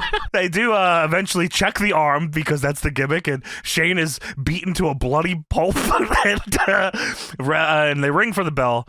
Then security, Doug Dillinger, and the police get into the ring to get Tank Abbott out of the ring, and Tank Abbott does the fuck you taunt with the arms. I don't know what that's called. Tank Abbott, the fuck you guy. Yeah, I know what you're talking about. I know what you mean. The fuck you on. Yeah. And then he leaves. And Shivani, before we go to commercial, says, oh, they have the Blues in there, and they're packing tonight. I guess that's talking about the cops. So the cops had guns that they could have killed Tank Abbott with. That would be crazy. Wow. That's awesome. This was early Tank Abbott, right? I'm assuming. This is before 3 count, yes. Yeah, because all I remember is him doing the joke stuff with 3 count, but this is like the most legit he looked ever in his. Well, Vince WCW Russo leaves run. and they say, fuck this fat fucking son of a bitch. You're not wrong. You're not wrong. So we have the New Year's Evil sweepstakes brought to you by WCW Mayhem. Let's go. And they picked 8 people to come to the show, and they're going to party with the wrestlers after the show. That dude, with the wrestlers and the Nitro girls at a special VIP New Year's Evil party. It shows like the most 8 normal people ever that are definitely not going to go party with the wrestlers after the show. No way. Yeah. One of them's holding I'm partying with the Marks. That'd be funny if him and the girls are sitting down there too. Just making fun of them. Dude, Champagne definitely would. Do you ever see that video of Canyon beating up those frat guys at in the house front party? yard? Yes. Yeah, he definitely would have been at this New Year's Evil party and hanging out with Well, it those shows people. like the most normal family people ever. Like one of them works at like a fire station or something. They're just happy to be here. They like wrestling. This is like they picked 8 of the most old school 95 WCW fans they could find. There is a time, James, where wrestling fans were just normal people. Ooh, that was a long time ago, wasn't it, boys? And now they got people like us. Yeah, now we're the only ones left. Sorry about that. Damn. Yeah, 1999 to be specific is the last time. Jesus. So we go to a pre-tape. It's a Scott Steiner propaganda video. Dude, I mean, this is a great video. Yeah, I thought, you know what, man? It was a lot nicer and a lot more put together to the point where I was getting worked as it continued going. Okay. I was like, Me too. I was like, I this wasn't is, going to admit it. dude. Okay, so I mean, this whole segment kind of worked me for a second. He is like a fantastic actor. I mean, all right, He is. Yeah, he is. Scott Steiner's This got to was, be. I mean, like people are coming around to Scott Steiner. I think people are definitely they have coming I around. think so too. Yeah. I mean, this guy's fucking fantastic. I don't know what to tell you Dude. guys. This felt like a video they would have played for Scott Steiner going into like the Hall of Fame. I wrote that down. Yeah, Hall of Fame-esque video. Like They it was a nice little voiceover. They put over his whole career, like all of his tag team stuff up to like now and where he's at. All the shit, all of his accomplishments, and then they end it with like, "Hey man, he's hurt. He ruptured his 3rd, 4th, and 5th vertebra, and and sadly he won't be able to wrestle anymore. And it is with this tribute that we in WCW and the Turner family extend our sincerest thanks to Scott Steiner for all his years in wrestling. And there will never be another man like you to grace the squared circle, and the sport is a better place because of your involvement." And Dude, I'm that's like, the most true statement of all time. There'll never be another man quite like you in this there sport. fucking can't be. There just can't be. No, there's not. There's no 2 Scott Steiners ever. But to James's point, I'm watching this and I'm like, I know. Well, But one, I mean, we know maybe- Steiner continues working. Sure, right. That's the only reason I knew. Right. Yeah, that's what pulled me back. I said, no. Like, I saw him and Petey Williams. I know that this doesn't happen. I said, I've seen the math promo. I'm Yeah, sure like, he doesn't retire. No, but maybe, I thought but maybe maybe it's not like tonight. But I thought my dumbass was like, maybe it's a real like he was planning on retiring, and then like he went to the doctor, and they were like, "Oh, you're good. You don't have to retire." Kind of Danielson thing. style. I've seen the Scott Steiner. I've seen Scott Steiner on Vine. I know for a fact this guy's not retired He's got tonight. years left. Yeah, so yeah, they go over his IWGP stuff, which was cool. That is cool. They go over his WCW stuff, all his accomplishments in the NWA, et cetera, et cetera. They said WCW and the Turner family thanks Scott Steiner for like all his work over the years. And I was like, oh shit, okay. It was super nice. It was incredibly nice. And I really have to give them, because this is a work, I do have to give them credit that they went all in and Scott like really sold his ass off for this. He didn't have to do that. No. But he definitely did. And Scott, I mean, he's, coming into these later final years of WCW, he is the guy here. He's the guy. Yeah, he's the guy. And like, baby, I don't like, obviously, we talked about it a ton on Observer stuff where he's constantly getting in trouble. He's fighting somebody. Ric Flair's going to hell, like all that shit. He wants Ric Flair to die. But I mean, he's the guy. Everyone knows the big bad booty daddy. Yeah, come on. Just like they know Goldust. They know two legends. Big Papa Pump. Yeah. So Scott Steiner, Town Hall is up next here. They play the Steiner Brothers music, which I thought was a nice touch. Scott looks like he's going to cry on the way to the ring. Like, this is a fantastic job putting this over, dude. He could have just, like, came out, did his shit, but he's putting his heart into this sumbitch. I was thoroughly impressed by not only his work here, Brett comes out and he is such an ass wipe. I was like, wow, oh my God. This is so good. I was like, this is amazing.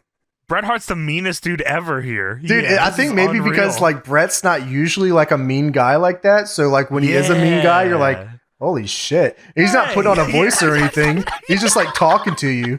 Like that's what stings when Bret Hart's just talking to you. It's so matter of fact. Yeah. Scott gets into the ring with the help of Rick. Rick and Scott hug in the middle of the ring. And I'm like, oh, fuck, shit, okay. Then Rick leaves. He just goes to sit on the ramp to give Scott the ring. And Scott, of course, starts the promo with, I appreciated that. Yeah. But he's super somber here. He's like... just regular talking. Yeah. Yeah, and he gets super choked up. He says, I had a speech all set up, but that trip down the aisle was harder than I thought it was ever going to be. So I'm going to tell you the way it is. I went back to the doctors this week, and I got x-rays and some MRIs, and I have a degenerated disc, and I need another surgery and a fusion, and he said for me to be healthy. He told me to retire, and he's tearing up. Like, he's breaking down in the ring. Yeah. The crowd is chanting Scotty. I'm like, hey! By the time the crowd, by the time the crowd has changed Scotty, he's just breaking down. He's just straight up crying at this point. Yeah, I was like, holy fuck. He said sometimes you've been doing all your life, something you've been doing all your life through high school and college, and for somebody to tell you it's over, it's hard to take, and not being able to leave on your own terms is real tough. And the toughest thing of all is I'll never be able to wrestle with my brother again. I said, no! Damn, no! I know. I was like, you're lying. I see you wrestling with him again. Yeah, bound for glory, first off. But yeah, like when he was saying that, like there was like a split second in my brain. I said, oh, I hope he wrestles with his brother again. And I'm like, damn it, he wrestles at Bound for Glory with his brother. Says, so if you would in the next couple weeks, if you can, just say a prayer for me and thanks.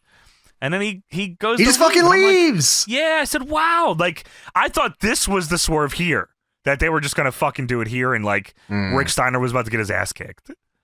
Yeah, I was thinking that too. The way they did it here was a lot better. I agree, which is weird because we'll get there. Scott goes to leave, and here comes the fucking NWO. Bret Hart, Jarrett, and Kevin Nash all come out, and Bret has the mic. And Bret says, Scotty Steiner. Dude, I love when they come out and like it zooms in on him coming out and Bret is already smiling. I said, dude, this dude's so about to get he has a shitty little smile on, dude. Yeah, he's about to go demon mode. Bret says, Scotty Steiner. Let's give a big hand for Scotty Steiner. Great career, Scotty. We're all boo-hooing a lot. We're all crying. Yada, yada, yada. Get your stinking ass out of the ring. Because we don't have any time for a washed-up nobody like you. I said, hey, what? Hey! I love that Bret always has, like, pet names for his friends. Scotty Steiner. Here's Scotty Steiner, yeah. And Scott is not firing up. He's not reacting. His head is down, and he's going to get out of the ring. I said, oh, my God, this is tremendous. This is tremendous work here. Bret gets in the ring, and Bret says, Scotty, I'll be very honest. You were never very good anyway. Oh, my God. Oh, my God. Do you know how much weight that carries? That was like... Yeah. Like, he just put the weight of the world on Scott Steiner's shoulders as he's walking out here. Like, one of the best wrestlers of all time just said, you were never really that good anyways. Yes, dude. Oh, Holy man. Shit. And it wasn't even... Mind boom after that. You're never really good anyway. Boom. Dude, it wasn't even... wheelchair, too. Boom, boom. It wasn't even like a over the top or anything. Bret, like Johnny, the way Johnny does it is may even be more over the top than Bret is in his delivery, because Bret legit just says, crazy. I'll be honest, you were never really that good anyways. Dude, oh my God. Matter of fact, like, yeah, like, of course you're not very good. We knew that. Yeah, that shit was, that burned me. I was like, oh my goodness. It made me mad. I wanted Scott Steiner to rip off the corset he was wearing. And give it him. I wanted a Steiner line. So Brett says, all right, give a hand for Scotty. Enough. That's enough. And then Jarrett and Nash grab the wheelchair and throw it into the aisleway. And Brett looks at him and he says, keep on rolling, brother. That was nuts. Scott's hobbling up the ramp as he says that. I said, oh, what a fucking asswipe, man. Yeah, it was a great shot of this wheelchair bouncing off the floor. Keep on rolling, brother. And it was like off camera. I know. Yeah. And Brett says, we're all really touched here. I understand emotions. I do. And we're looking at a great wrestler and whatever, you know. There are more important things than a washed up wrestler like Scott Steiner. And I think you need to appreciate that I still have my goals. What a little asshole. He is too good at this. And Brett gives the mic to Kevin Nash, and Nash says, I got a few things. And he looks down over the top rope, and he says, quit wrapping me up. I guess there's a stagehand here telling him that their promo's going fucking long, and if you don't tighten this up, we're going to have to cut this Jerry Flynn match here soon. Nash says, I got a few things to say here. And they show the stagehand on the floor telling Nash to take it home, and Jarrett's mocking him. And Nash tells Jarrett to go take care of him. So Jarrett goes outside, and the PA on the floor shows him his clipboard, and Jarrett hits him in the head with guitar. And it cuts back to Nash, and Nash says, oh, it's a break. We'll be right back. And then they go to commercial fucking sitcom style. They do. Crazy. So we're back from commercial. The NWO are still in the fucking ring. And Nash says, I had something to say before we were rudely interrupted. First off, whatever jabroni in the back took our bats, bad move. Whoever took our bats, real bad move. And I'm like, what fucking bats? Did you have bats today? Did I see you with a bat? There was no bats on this show. They have silver bats. Fuck you, Sting. Fuck Sting. Well, he got taken out by the teepee, so it's fine. TP Liz. TP Liz. Nash tells Bill Bush to do himself a favor, sit up in your office in Atlanta and let us take care of the wrestling business. Bill Bush, do not let them do that. Do not let them do that. Fight back, Bill Bush. Nash says the powers that be in the NWO have things completely in control, and you can take the tag straps from Scott and I, but the bottom line is, sooner or later, if nobody can beat us, we're just going to get them back, and I promise you tonight, Scott will be here. And as I mentioned in the Observer part, this is where Jarrett says, oh, by the way, one thing, does anyone want to hear a survey tonight? Well, I got your survey right here. And he fucking crotch chops, and he goes to the corner and does a taunt. Does the taunt, yeah. Puts up the deuces. Yeah. Wow, what an asshole. These guys are untouchable, huh? So untouchable that Nash starts just fucking ripping on these dudes. He says, I thought we were going to tear this shithole down. Why are we still in the Astrodome anyway? How many Houston Cowboy pussies can you put in one building? Hey. Wrap this up. What like the fuck standards of practice is A? Fred says, I'll take that mic. You can say pussy, but you can't say shithole. Is that right? One pussy is show, buddy. Understandable. So Nash says, and to you, Bill Goldberg, you might have thought you had the last laugh on me and Scott, but you only turned up the heat because the game now becomes deadly. You could say it's a deadly game. Deadly game. And it might have Gil Goldberg. And he might get hit with the Steiner line. So Brett now gets the mic back and he says, let me tell you something about Bill Goldberg. Oh, yeah, man. Oh, here we go. Hitman 4, Goldberg 0. It kind of reminds me of Dr. Kevorkian. Huh? Bill Goldberg, you remind me a lot of Dr. Kevorkian. You know, that's what I was thinking before I watched this segment, too. When I look at Goldberg, I always think Dr. Kevorkian. He's one of the doctors that Steiner needs to get looked at by. Dr. Kevorkian. And he says, I think of the judge that finally sentenced Dr. Kevorkian. Anyway, Bill Goldberg, consider yourself stopped. I mean, I can't tell you enough how much I love Bret Hart. He is fucking so out of his mind here. He says, as far as Big Sid, dude, you're right. He does have a name for everybody, huh? He Everybody's does, not like their name. Yeah, people he's boys with. Bill Goldberg, that's his shoot name, though. So That's fuck an you. insult, yeah.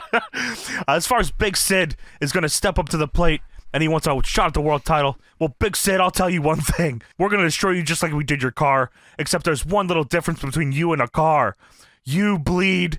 Cars don't bleed, and I'm gonna kick your ass. Dude, wow. I like want to get that tattooed on me. You bleed, cars don't bleed. How is you bleed, cars don't bleed not up there with basketballs don't hold grudges? Dude, like that is equal in my mind as fucking tremendous. Yeah, that is a great line. I actually I was like, wow, this is the best part of this show. I was like, I don't know if it's going to get any better than this right here. It doesn't. Well, maybe the end is good. Dude, I mean, this show, fucking after this, reminds me of Dr. Kevorkian and that. And that well, slew. Sends them, you know what I mean? Like, yeah, of course. Who the hell is Dr. Kevorkian? You're like a car, kinda. You bleed or not? I saw you on a car earlier. You were painted on one. Jeff Jarrett gets on the mic and he says they shouldn't call this the Astro Dome. They should call it the Asshole Dome. Yeah. Dude, there was a part earlier when I was talking about the Astrodome in this show, and I almost called it the Asshole Dome, and I was like, the Astrodome. That would have been awesome. Wow. Yeah, the Asshole They Dome. should have called it that, goddamn. Yeah, that was awesome. Wow, they tear this piece of shit to the ground, pussies. Yeah, wow. Assholes. Fuck you, Bill Goldberg. You bleed, cars don't bleed, and I'm gonna kick your ass and sold out. Oh, hell yeah, I love the NWO. Dude, don't you remember when this segment started with Scott Steiner crying? Holy shit, his retirement. Yeah, wow, this is like 3 segs long. I call this the Asshole Dome. Yes. Yes. Fuck yes. Hell yeah, me right too. We should. So all of a sudden, Sid's spray-painted Cadillac drives up to the ring, and inside is Sid Vicious with a fucking bat. Holy shit, who has the bat? It's him and Benoit. They got the bats. And they fucking attack the NWO with these bats. And then Kurt Hennig decides to run into the ring and attack 7-foot-tall Sid Vicious holding a bat, as well as Chris Benoit with a bat. And oddly enough, Kurt Hennig then gets his ass beat. Strange. With bats? Yeah, I mean, gets his ass beat so bad that, like, I think this was cut out of the show too. Okay. But I think he gets taken out on a stretcher. Yeah, so he throws him over the top of the ropes onto the hood of the Cadillac. And from what this says, this guy watched the show like live when it was airing, and he had like a website. It's DDD Digest. Oh, okay, yeah. Yeah, watched it, I think, as it happened and like was talking about it. Sure. So he gets taken away in an ambulance. Next is the Harlem Heat versus Lash LaRue and Midnight match that we didn't, that's not on this broadcast. Right. And it goes over, like it says, like the lights go out, the clock strikes, Midnight's in the ring. I guess that was the thing they were doing there. Right. It's 9 o'clock. That'd be a better gimmick. Her name is 9 p.m. That's what she shows up on EST. TV. That's fucking awesome. 9 Eastern. First and last name. So Booker tries to talk to Midnight, but Stevie slapjacks Booker. Stevie then slapjacks Midnight. Stevie tries to leave, but Lash LaRue stops him. Stevie then slapjacks Lash LaRue, who falls on top of Booker. Holy and fuck. Even though Lash wasn't the legal man, the ref counts the pin, and Lash and Midnight advance in the tournament. Of course they fucking do. Of course they fucking do. Why wouldn't they, right? Okay, so then there's a backstage segment that we didn't see, which I wish we would have. What? Chavo wants to talk to Bret Hart, but then a small man in a Scream costume comes and beats up Chavo. Dude, what the fuck is this? I need to see this. Wow. Is it R-Truth?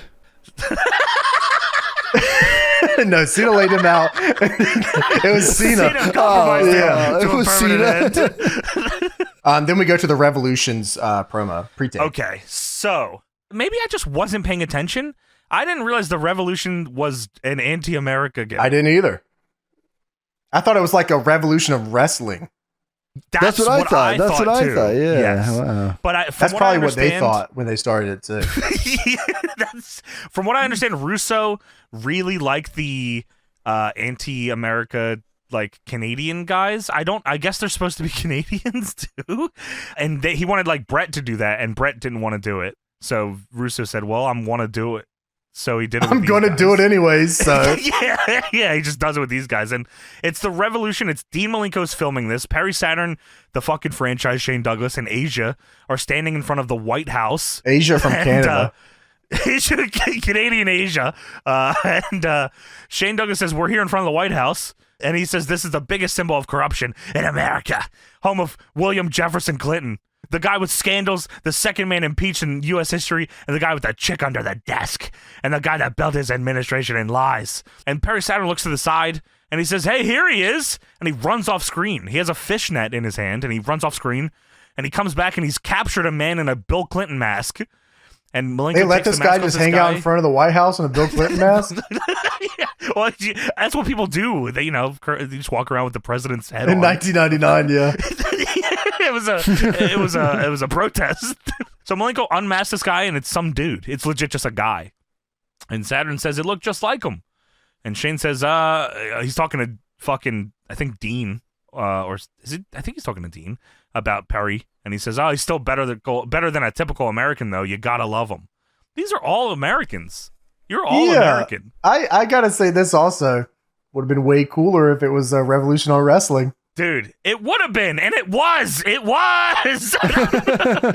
So after that, we go to, we didn't see it on the show, but it was Bret Hart versus Jerry Flynn up next. Jerry Flynn up. Power Plant is at ringside for this one. Team Power Plant is what it says. I thought that was a person. The Power Plant. Power Plant, first and last name. He's here. But yeah, so he faces Jerry Lynn, or Jerry Flynn. Oh, Jerry F. Yeah, he faces me. I fucking wish I did. So apparently the stip for Bret Hart and Sid, it sold out as the title can change hands on a DQ. Or at least it was supposed to be, yeah. Yeah. So anyways, Bret takes over. Flynn lands a spin kick. Jarrett runs in and hits Flynn with a bat. Bret Hart applies the sharpshooter and wins. He can't just beat Jerry No, Flynn. It's written here. He says, so the best there is needs help to beat Jerry effing Flynn. Well, maybe it was. He originally called the match in his head with Jerry Lynn, and he wanted to help get him, Jerry Lynn over, give him a rub. Yes. Yeah, so I don't have to beat Jerry effing Lynn easily. So the NWO then beats him up. Tank Abbott then walks to the ring past the NWO. Abbott checks on Jerry Flynn, pulls him up, and then sucker punches him in the head. Dude, how is this show worse than I knew it was? So then there's PG-13 versus Rick Steiner in Berlin. They wrote here that WCW must have brought these guys out to capitalize on the popularity of Too Cool. PG-13? Yeah. Holy shit, wow. That's awesome. So Berlin walks out of the match. Dude, you gotta be fucking kidding me. Is there any normal matches? I think every one of them is a can they coexist, and the answer is no. Oh, wow. They can't. The answer is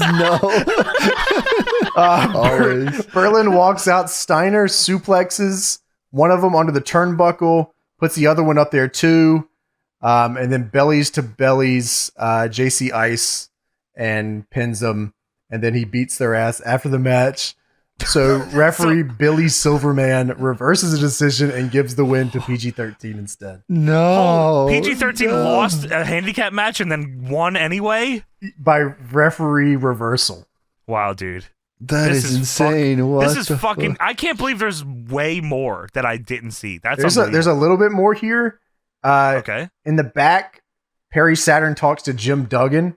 Saturn says that a stooge in the office told him that it'll be him and Duggan against Asia and Norman Smiley tonight. Saturn says that as optically challenged as they are, there's no way they can get blindsided if they stand side by side.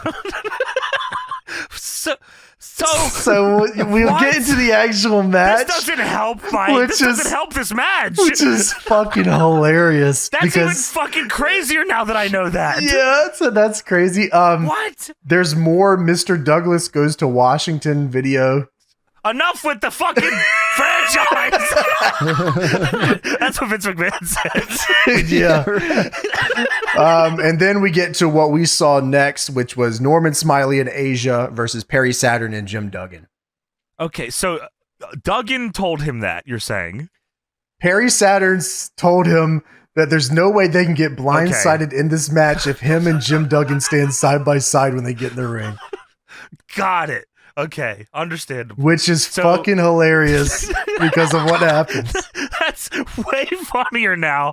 I mean, it was funny when it happens. So Shane Douglas is going on a rant, by the way. He's on commentary here for this tag match. This is Lethal Lottery tag. Adrian Norman against Perry and Jim Duggan, as you said. He's going on a rant about how he doesn't think this tournament's actually random drawings. Then it cuts to a shot of a woman with two... I'm on his fucking side, and fuck America. And then in the middle of his rant, it goes to a shot of a woman in the crowd with two kids, and it stays on them for a long time, and Shane just stops mid-rant and says, "Hey, who's that?" And they have to tell him that's Jim Duggan's family. And Shane Douglas says, "Throw them out." Dude, holy shit. This guy, I mean... I love and hate Shane Douglas, man. Dude, okay, I have a very, very soft spot for Shane Douglas. Yeah, I love me this too. fucking guy. Like, if they would have pushed him, I probably would have been fine with it. Yeah, I mean, the bareback is crazy. I mean, come on. That's fucking franchising. That's the franchiser. My bad. Sorry. What the hell does rant mean? Norman Smiley and Asia, Perry Saturn and Jim Duggan. So Jim Duggan and fucking Perry Saturn, they stand side by side in the ring, just like I guess they said in this backstage we didn't see. Of course. And then Jim Duggan attacks Perry Saturn. Dude, what the fuck? Nobody will be coexisting here tonight. No one is going to coexist, dude. Jim Duggan starts beating the shit out of Perry Saturn. He's doing moves to him. The commentary doesn't even care. Commentary's like, oh, that's... Huh. They're not really fazed by it. Then Hacksaw goes to the apron, and then the match just goes on as normal. Norman Smiley's now doing fucking smooth sailing and wiggle to fucking Perry Saturn. All right, dude. Like, Perry Saturn's like out of this company here soon. He said, yeah, if Norman Smiley could just hit me with the big wiggle, I'll get out of here. I want to do the favors to Norman. I bet Norman Smiley was like everyone's favorite wrestler to wrestle on Nitro. It had to have been. It must have been an easy night, dude. Yeah. Norman hits the big wiggle on Perry Saturn. Norman shuffles, and then he says, "Let's do it one more time." And he goes to do it again. And Perry Saturn grabs him and throws him as far as he can across the ring with a German suplex. And Norman goes, "Ah!" So Saturn then hits a pump handle suplex on Norman as Norman is screaming. And then he goes up for an elbow drop off the top rope, his patented elbow drop. But when he hits it, he hurt his elbow because Norman is wearing catcher's pads on his chest. Holy fuck, he's so smart. So Asia comes in and Saturn grabs her in a fireman's carry position, but then puts her down and tells her to tag out because... Hey, we just did apparently 3 segments together, so like maybe we shouldn't be fighting. Yeah. Asia then refuses to tag out, and Saturn grabs her, and then Asia low blows Saturn, and then puts him on the top rope, dude. So blatantly in front of the ref, it's unbelievable. Like at this point, the rules are out the fucking window. Asia might as well have been like, "Ref, check this out." Whoa! Oh, cool. That was kick ass. Oh, fuck yeah, dude. So, Asia, I'm super impressed because she loads Perry Saturn up onto this top rope with ease. And I'm like, wow, that's impressive. Everything that comes after this was the most horrifying sequence of events I've ever seen. I was like, I hope Saturn makes it to the WWF. Because, wow, this is so scary. Yeah, Asia then climbs up, slips on the rope there the first time. Yeah. I was like, oh boy. So she goes up, and I thought maybe, okay, usually when you're not too like confident, you just do the superplex from the second or 1 foot on the top, that's I thought fine. she was going for a Rana at first. Yeah, that probably would have worked too. She goes up there, and then Saturn has to say, "Get the fuck hey, I'm not ready. What are you doing up here? So then she climbs all the way to the top. Yes. And she gets up there and crouches down. I was like, oh my God, they're not going to be on the same time, are they? No. Asia then takes Saturn for a ride, baby. Super duper plex off the tippy top rope. Saturn lands right on his hip. The ring doesn't even fucking move. I was like, oh man, that had to hurt. Dude, you can see him going, ow. He lands directly on his hip. Like, it's fucking horrifying. It could have been worse. Like, he could have landed on his neck. He probably should be happy that he didn't die. Yeah, it worked out. Jim Duggan then comes in and drops the Old Glory knee drop. Dude, on Saturn, his tag team partner. His tag team partner. And Saturn just straight up dead cells. That shit was fucking funny. He's in fucking pain and he's over it. His partner gets in the ring after he takes the most dangerous suplex of all time, hits him with an Old Glory knee drop. Fucking Hacksaw covers him, pins him 1, 2, 3 from Hacksaw. Then Hacksaw leaves, and then Norman Smiley covers him, and then gets the actual 1, 2, 3 and wins. Fucking by the time Jim Duggan pins him, leaves the ring, dude, Barry Saturn is like literally laid out Peter Griffin. Like, he is just like laying there dead. Like, yeah, he's done. He is arms out. Yeah, that shit was so funny. He's just looking at the ceiling going, please let me go to the WWF. I'll do anything. Holy shit. Asia then hits a belly to belly on Norman. Her fucking partner. They were tagging it out to each other. They won the match. They're still in the tournament together. So Jim Duggan comes in and he swings his board on Barry Saturn. Barry Saturn finally is able to get up. So gets back in to beat him with a 2x4. Barry Saturn, please remember, asked him to be on his side tonight. Jim Duggan's the face. I forgot he came back in and beat him up more. Yeah, he came back in and slings the board. Oh! Dude, it's like he just fucking won the main event of WrestleMania. He beats Perry with a 2x4, then he's Iggy's his family to go into the ring. Dude, this is crazy.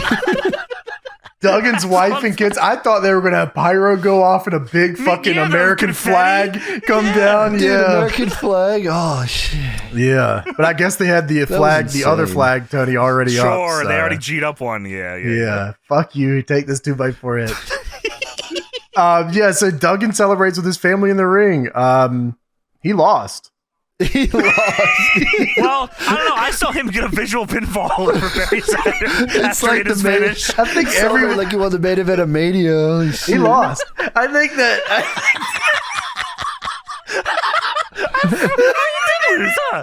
There's so much shit that goes on at the end of this. You forget how the match ended. I think that everyone in this match got a visual pinfall on Barry Saturn. Even the ref. Go to WWF, bitch. Please get me out of here. Please get me out of here. Jim Duggan loses and then celebrates with his family. Loses, comes in with 2x4, cleans house, and then celebrates with his family.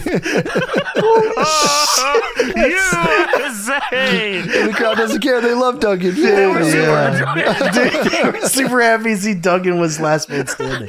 Watch him lose. He steps on the Revolution flag also. Piece of shit. Yeah. War has been declared. Looks like the Team Rocket flag. Get this piece of shit out of the ring. He should have pinned the flag too. He lost. So after the greatest match in WCW history, it's got to be one of my top 5, top 10. Dude, that is more fucked up than I watched it and like the recap is more fucked up in my than I realized. I was so desensitized to the bullshit by this point. Yeah, I mean, we're not even halfway done with the show. Like, we legit are not, like, we have so much more to talk about. So, Billy Kidman is now walking to the ring along with Jeff Jarrett. We get a sold out commercial here. When Jeff Jarrett's walking through the backstage, I think Sean Stasiak or Paul Orndorff just open a door and walk into the shot. Yeah, they just don't care. Who gives a fuck? So we get the sold out commercial, and then we get Yes. Billy Kidman versus Jeff Jarrett for the U.S. Championship. Billy Kidman versus Jeff Jarrett. Jarrett's pyro in the entrance comes out late in the ring. I thought that was funny. That is great. Just a real big indicator of how this night's going for everybody. They're having constant issues with audio and video. The fucking masters got fucked up. Yeah, I mean, just a great night. So Jarrett hot starts by attacking Kidman from behind because for whatever reason, every single match ever will start just like this. We can't have anything clean at all on this show. The heels have to get heat. So Kidman takes over by hitting a head scissors and 10 punches in the corner. What a baby face. That is fucking awesome. 10 punches is based. I wanted to, because you brought something up to me before the show that I actually wrote down here to bring up here. So about the Tilt-A-Whirl head scissors. So I was watching the Major Wrestling Figure podcast put out a video, the history of the WCW Galoob figures. And on the back of Scott Steiner's figure, like the packaging, it says that one of Steiner's signature moves is the Tilt the World suplex. And they were like, is that where that was it originally Tilt the World and it just got brothered out to Tilt the World later in life? Because Tilt the World is that's awesome. It makes more sense. Yeah, I get it. I mean, it would also make sense that Galoob just had to get these figures out super quick and just said, fuck it. Yeah, That's that sounds fine. right. Tilt the World. When he say Tilt the World suplex, he said Tilt the World head scissors. Tilt the World suplex. All right, we got that. All right, ship them out. We're definitely at the part of the show. The crowd has already given up. Like, this match has no heat until the sleeper spots.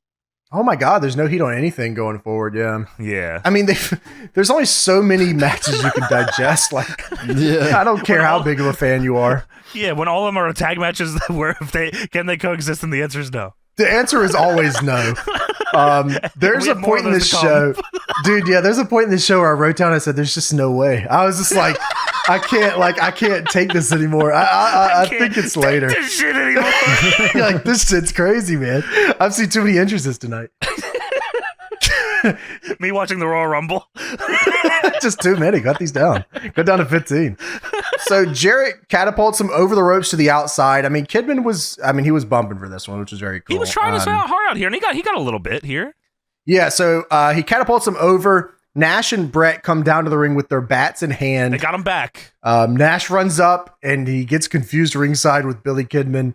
He doesn't know what to do with this guy, and then just throws him into the side of the ring, and then throws him back in the ring, and then he puts his hands up as the ref is looking out. Like, I don't think the ref was thinking anything really until you put your hands up. I don't think the ref knows you're here, buddy. Hey, you could hit him in the back of the head with the bat as hard as you can and said, "Ref, I just hit him in the head." He'd be like, I don't know. Oh, that's awesome. Yeah, cool spot. The ref would say that, cool spot. I definitely thought Nash was trying to throw Kidman back into the ring off rip, and Kidman said, "Well, you got to do something to me," and just took his own bump into the apron. It's 2K style where you try to throw him in, but he's not perfect with the ring, so he runs into the apron. Oh my God, that's so fucking annoying. Yeah, I hate that so That's much. so fucking annoying. Well, for Kidman's troubles here, Jarrett hits him with a stalling brain buster. Dude, that was awesome. And then follows it up with a beast drop kick. That was sick as fuck. Look, dude, the heel's drop kick cannot be better than the babyface's drop kick. Like, That's tough. come on, Kevin, you got to fight back. Yeah, man. So Jarrett locks in a sleeper, but Kidman holds on at 3 on the arm raise. Sometimes it's 3, sometimes it's 1. Who knows? Well, if you're Shane, it's 1, of course. If you're Kidman, Yeah, it's just 1 for Shane. That's funny as shit. No rules. Who cares? Kidman does a very unique Irish whip reversal here and goes for a crossbody to Jarrett on the ropes, but Nash pulls the top rope, kind of, and he flies over this rope and hits the floor as hard as he can. What it looked like to me is that Kevin Nash was not there on time, so it just looks like Kidman does a taker dive to the floor. Yeah, I mean, he crashes and burns. He fucking annihilates himself and just splats on the floor. Yeah, I mean, that was rough. I love this also. There's like this weird noise, like this weird banging noise, and I was like, what the hell is that? And then it was just the WCW logo opening at the ramp, and then so the the filthy boys could come animals through. stomping down the ramp. So the filthy animals, they come down here and help him. And Ray hits Jarrett with a crutch, and Kidman rolls him up for a 2. Good falsy.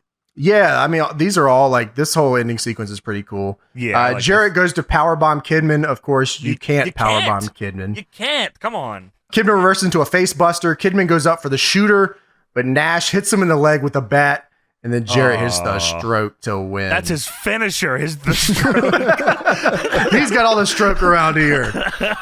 So the NWO trio attacked the filthy animals after the match, Of course they including Rey Mysterio's shitty injury.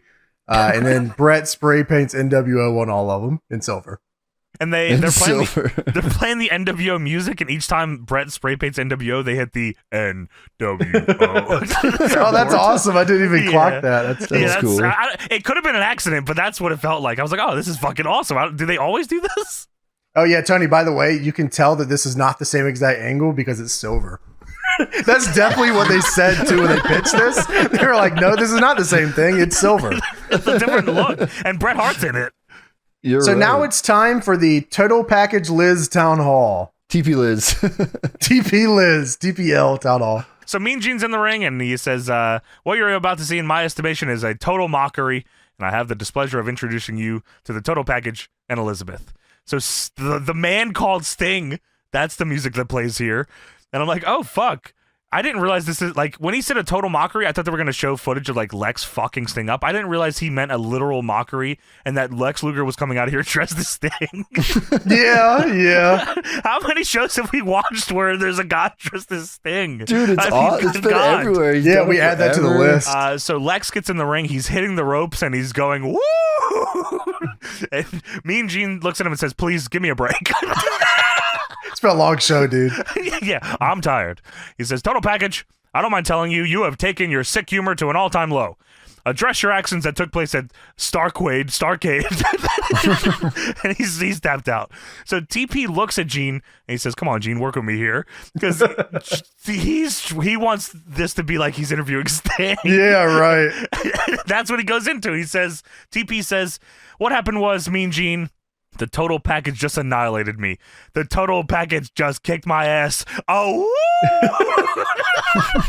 and Mean Gene is fucking so sick of this shit. The people obviously aren't going to buy into this Lex Luger. He's not even TP anymore.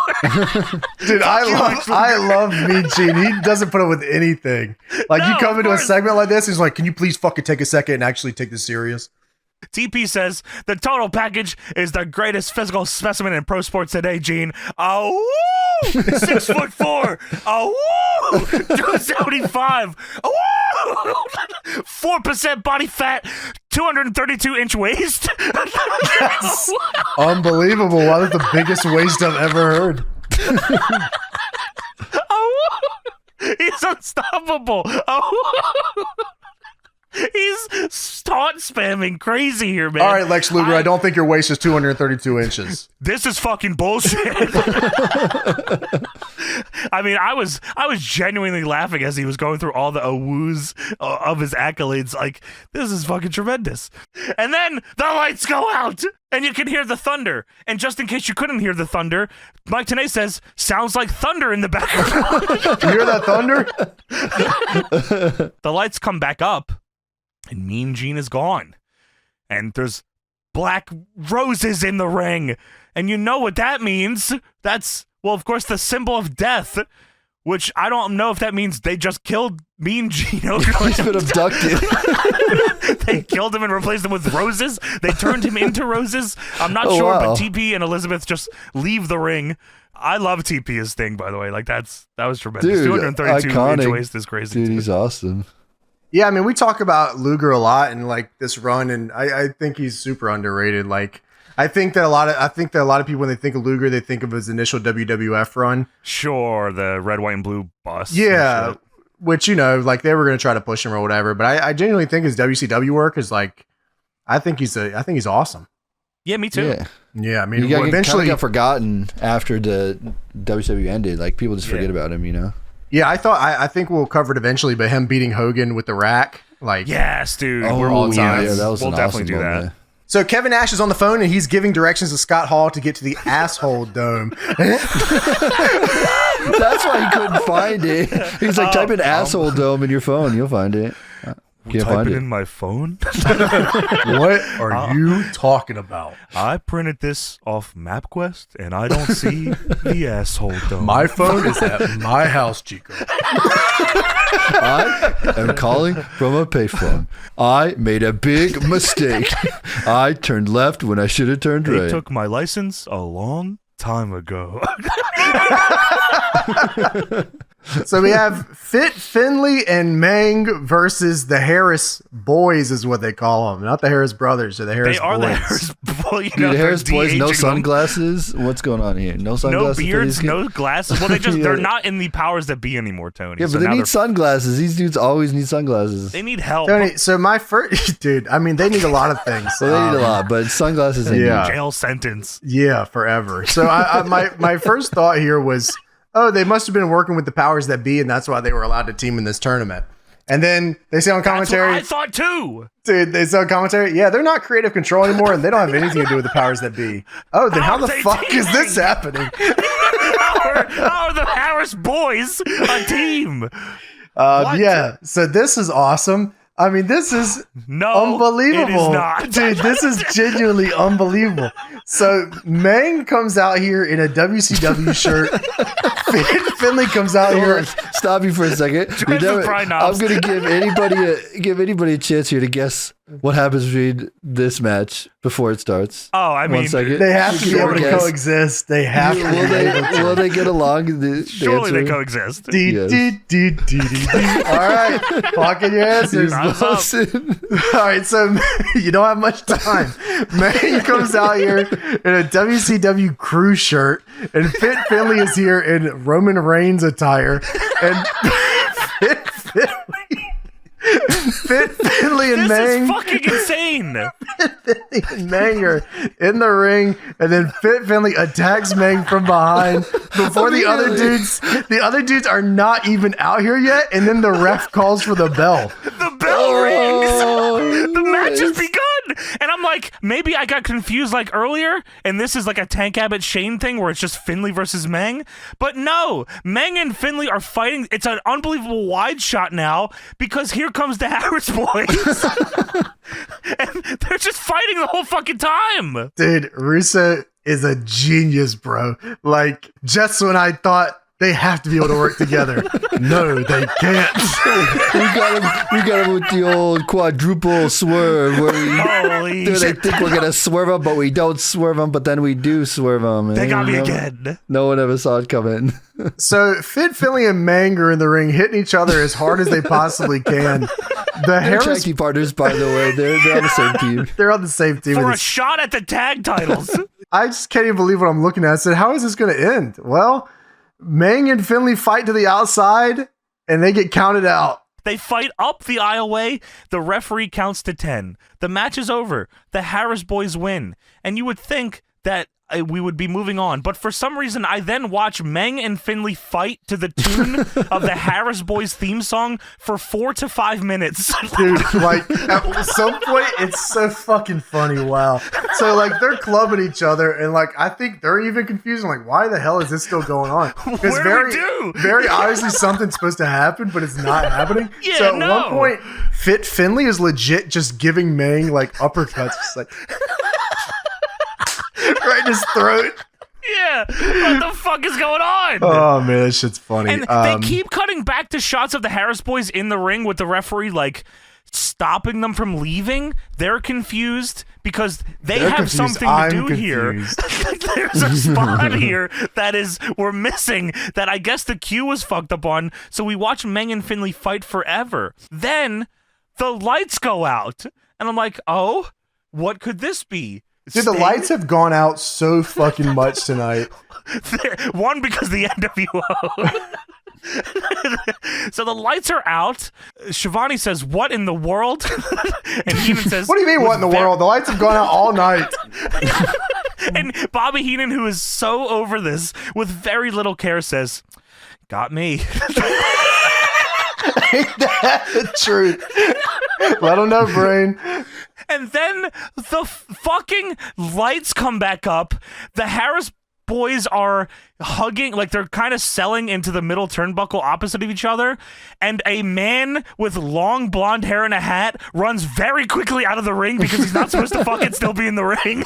And they don't show him, and we just stare at the Harris boys attempting to sell whatever this was. That could have been anybody. That could have been. Dude, they said, what just happened? Who just attacked the Harris boys? It was fucking, I don't know, the Ultimate Warrior. It was WWF Goldust or something. I don't know. It was Christian from the WWF. They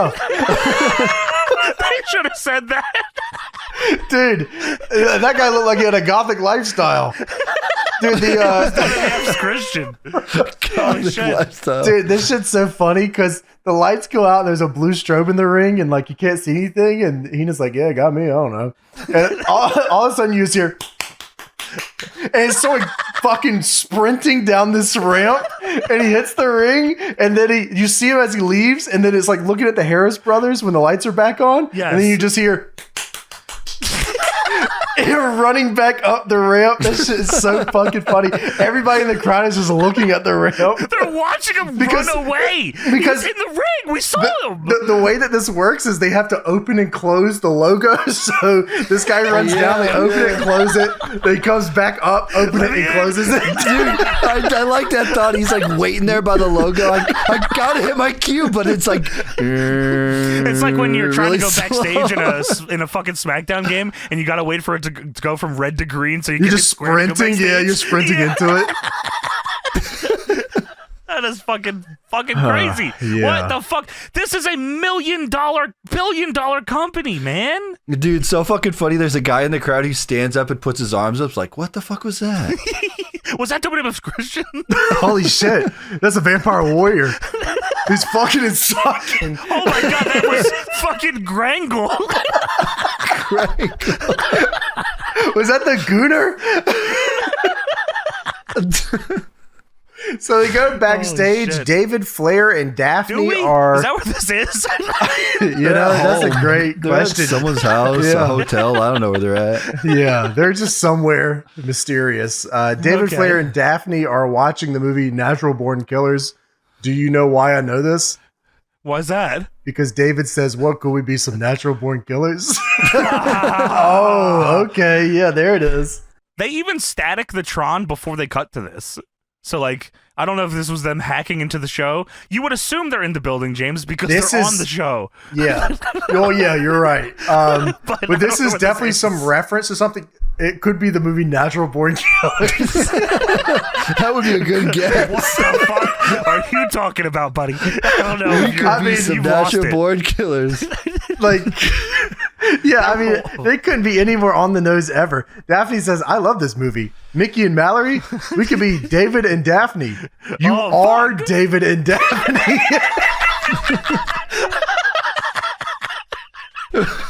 Holy shit. But we could be too. We could be Seinfeld. You could be Costanza and I could be Jerry. Oh, shit. Dude, wow. They laugh at each other and Daphne restarts the movie they're watching, I guess.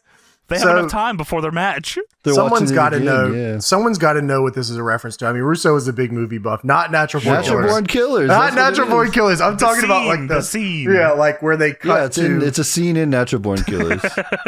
So it comes back. I don't know what the fuck happened here. It comes back to this was a recap. Vampiro attacking 3 counts.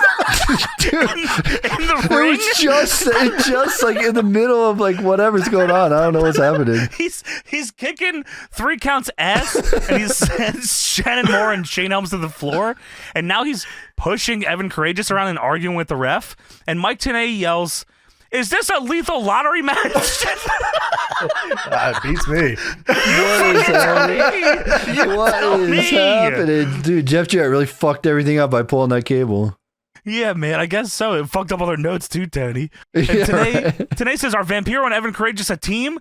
And Shivani and Heenan are both like, I don't know. Will they coexist? Who knows? Holy fuck. Vampiro's already attacked them. Dude, he already attacked him. The match hasn't even been booked yet. During the commercial.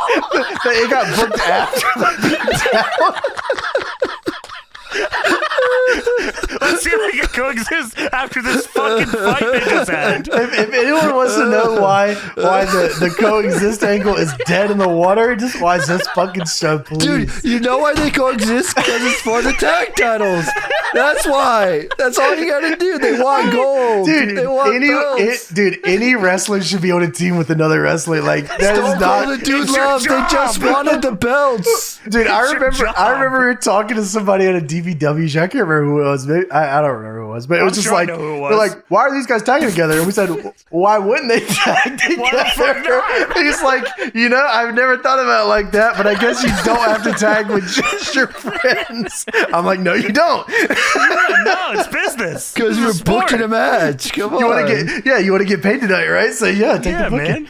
You signed this match contract or you're not on the show. Yeah, that is fucking funny as shit. Dude, wow. I love the idea that they were still trying to find different ways to make sure you knew they couldn't coexist. They went so far into it that they couldn't coexist during the commercial. They created a segment for him to attack him in that we didn't see. Except, we could just have them coexist, or we could find a way to make them super not coexist. So here, Tony, here's our two options. You guys work together and have a good match that people would want to tune in and see, or option two, you beat them up and then we do the same thing we did 9 times tonight. We get can some win heat. anyway, though. It's fine. We get some heat during the commercial, and then you come back and Holy you're shit. not Vampiro said, you coexisting. think we're going to have a good match with David Flair and the Maestro?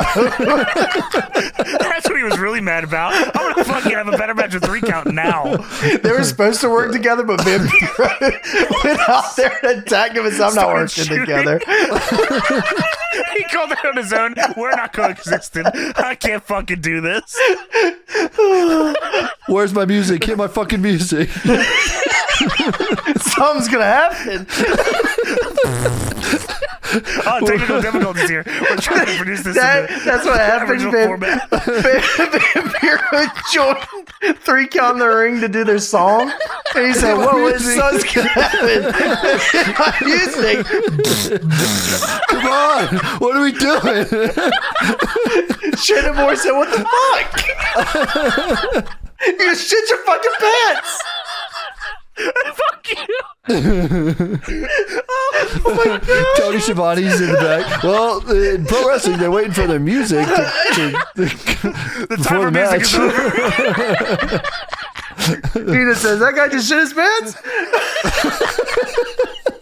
Who is that? It stinks, fucking pass out. it stinks in here. It stinks like shit. Who is that, Sting? There's a match here. Yeah. Just so you know. Yeah, so I don't even, where were we at? All right, Vampiro so and Ever Courageous are on a team now, but they don't coexist. They can't coexist. The Maestro's on his way. Flair's out here with Daphne. They're the Natural Born Killers coming out, like the movie.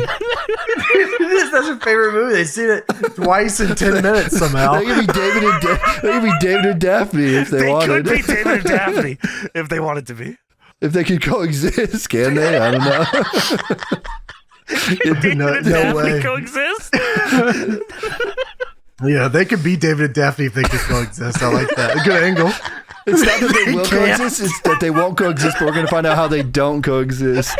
I love the idea that nobody can coexist. Period. Fucking titles. A tag team like enters the ring and it's just like we can't coexist, I guess. We already know they're not going to, but how are they not going to coexist? Wow, this show is so fucked up, man. Why did they do this? It's muffed up. It's, Phil thinks that me and Abe can coexist. All right, so Evan Courageous and Vampiro are supposed to be taking Yes. on David Flair and the Maestro. That's the idea, anyways. Flair and Daphne come out here. They are like coked out of their minds, is the idea. They're I think fucking. here. I mean, they're nuts here. They like movies a lot. It's like Gold Dust. Yeah, very reminiscent of Gold Dust. When I see David Flair walking down with the crowbar, I go, Gold Dust. The Maestro is now here. His entrance probably cost $150,000 a night to do, I imagine. They set up a stage to put a big ass piano on that's got bubbles shooting out from under it, and he does his whole fucking thing here. Yeah, and then Crowbar a man that we don't know his name is Crowbar comes out. They He says, that's Devin Storm. That's fucking Crowbar. Holy shit. No, so Crowbar attacks Maestro from behind with a pipe, not a crowbar. David Flair has the crowbar. Is the crowbar, of course. So this guy named Crowbar, it don't matter. None of this on matters. first or what? What's going on here? Right. So yeah, he attacks Maestro from behind, and Maestro, I mean, it looked like he died. I mean, he laid out and he was laying Peter there. Griffin, too. Yeah, like dude, he's he out. was like out, Yamcha'd out in a circle on the ground. That's it for Maestro. Dude, yeah, so they explain this. Shivani says when fucking Crowbar jumps him, Shivani says, that's the guy we saw at the filling station on Thunder. And Tanay says, remember what his name is? And Shivani says, yes. And Tanay says, it's appropriate enough, Crowbar. Yes. Right after me 3 seconds after I meet somebody new. Remember my name? Yes. Yes. Boss. Bro. Yeah, man. Holy shit. David Flair and Crowbar go nose to nose and smile, and then they go into the ring. That's like Natural Born Killers. Of course. Dude, I mean, they go on commentary like, so it's like they're teaming now. They're teaming this now, and then Lil Nate just rings the bell. This is legal. Okay, Yeah, this is legal. Yeah. So Vampiro hits a triangle crossbody to the outside on both of them. He almost dies, and the crowd doesn't react at all. I think the mics are fucked up from this point on. The crowd is close to silent for this entire show past this. Like, it's actually creepy. You're right. Yeah, that's true. I mean, you think a double jump crossbody, someone would have jumped out of their seat at least. Like, they're all just chilling. Dude, Crowbar was working his ass off in this match, too. He's trying so fucking hard, dude. He's trying so hard. Like, Vampiro bumps these dudes, they just get up and go into the ring. Yeah, dude, Vampiro, like, every time we watch Vampiro, it's like he does not give a fuck between the moves of what's going on in this match. Vampiro would take a bump and stand right up and then go to the next spot. I'm just like, holy fuck. He's not coexisting with his own self. Like, this is crazy. He does that in Mexico. He's the top fucking guy. So Crowbar hits a German suplex on Vampiro, sends him across the ring. Dude, Vampiro lands on his elbow. He's hurt. Flair comes in and hits a suplex. No one talked to him about like how moves are supposed to be structured. So German suplex into a vertical suplex. Whatever, who cares? Crowbar then comes in, hits a spinning uppercut and a flipping drop kick. Or I'm sorry, a flipping leg drop, not drop kick. Yeah, from the apron. That's right. Sorry, it's been a long show. Vampiro reverses with a double face buster where he literally just stops and grabs both of them and then just throws them into the mat. Yeah, they were going from double back body drop, and he just said, no. Fuck that. And then he hits a huge Uranagi on Crowbar. This was awesome. That was awesome, actually. Yeah. So Evan Courageous comes in and goes for a monkey flip in the corner, but Crowbar catches him and throws him to the floor. Nice. Crowbar then hits a diving splash from the apron to the floor. That was sick. Dude, fucking awesome. Wow, that is so sick. Made a great sound, too. Yeah, I think like that's like there's some things. That's where my brain started like going 100 miles a minute when you did that. I was like, that's like there's a move. so much to That's do a with kill that. move. Yeah, that's sick. So Crowbar, I mean, he's got a ton of cool shit here. Crowbar is awesome. Yeah. Like, if anything I'm taking away from this match is like Crowbar is awesome. Daphne's great. I actually don't hate Flair, Daphne, and Crowbar. Like, No, I don't actually think thought that Flair. was cool. Yeah, I don't think Flair can like work or anything, and he knows that too. I'm sure, but like, But he looks the part. He does. He looks the part, and like he does whatever they ask him to do. You know what I mean? So Yeah. you know, cool. I mean, Crowbar's definitely a great utility guy. Yeah, he does some cool shit, man. And Evan Courageous is like, he looks like he's being a PS2 game. He does. He looks like he's in a goddamn snowboarding game. Yeah, or like the ATV versus whatever game. Oh, yeah. Yeah, with fucking crossfade. Which is weird. He's ripped, and they have him wearing a big fucking jersey. Remember when the referee kicked his ass? Punch him in the fucking ass. That's all I think about when I see Evan Courageous now is the referee kicking his ass. I forgot that was him. Yeah. So Courageous hits a crossbody to the outside on Crowbar. Vampiro hits a diving line on Flair here.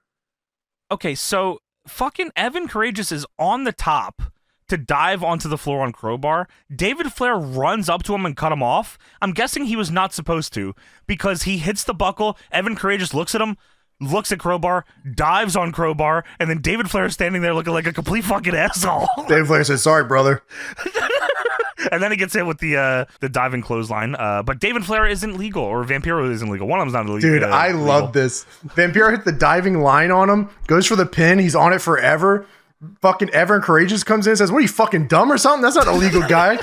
Like, that guy's the legal guy. So him and Vampiro then just start fighting. Of course, they can't coexist. And the other 2 3-count members come in, and Vampiro dumps their asses over the ropes. And then fucking, I mean, they went the long way over too. It was crazy. Double back body. They fucking full sent that shit. That was awesome. And that's a big part of why I think 3-count gets a lot here in the later years of WCW is because like no one on the show was doing shit. And then 3-count was like, what if we did some shit for you?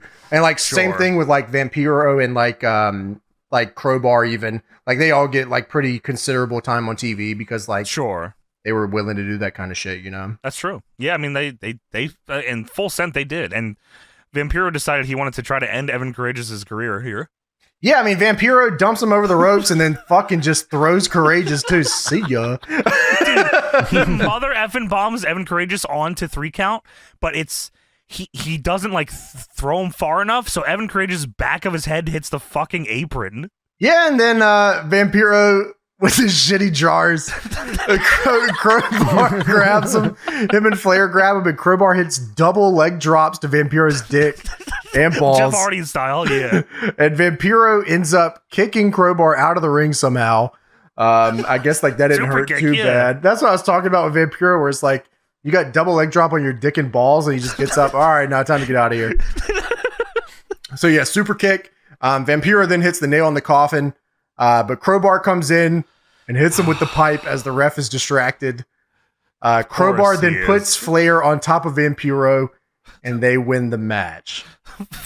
So then 3-count roll everyone out of the ring and start singing their song.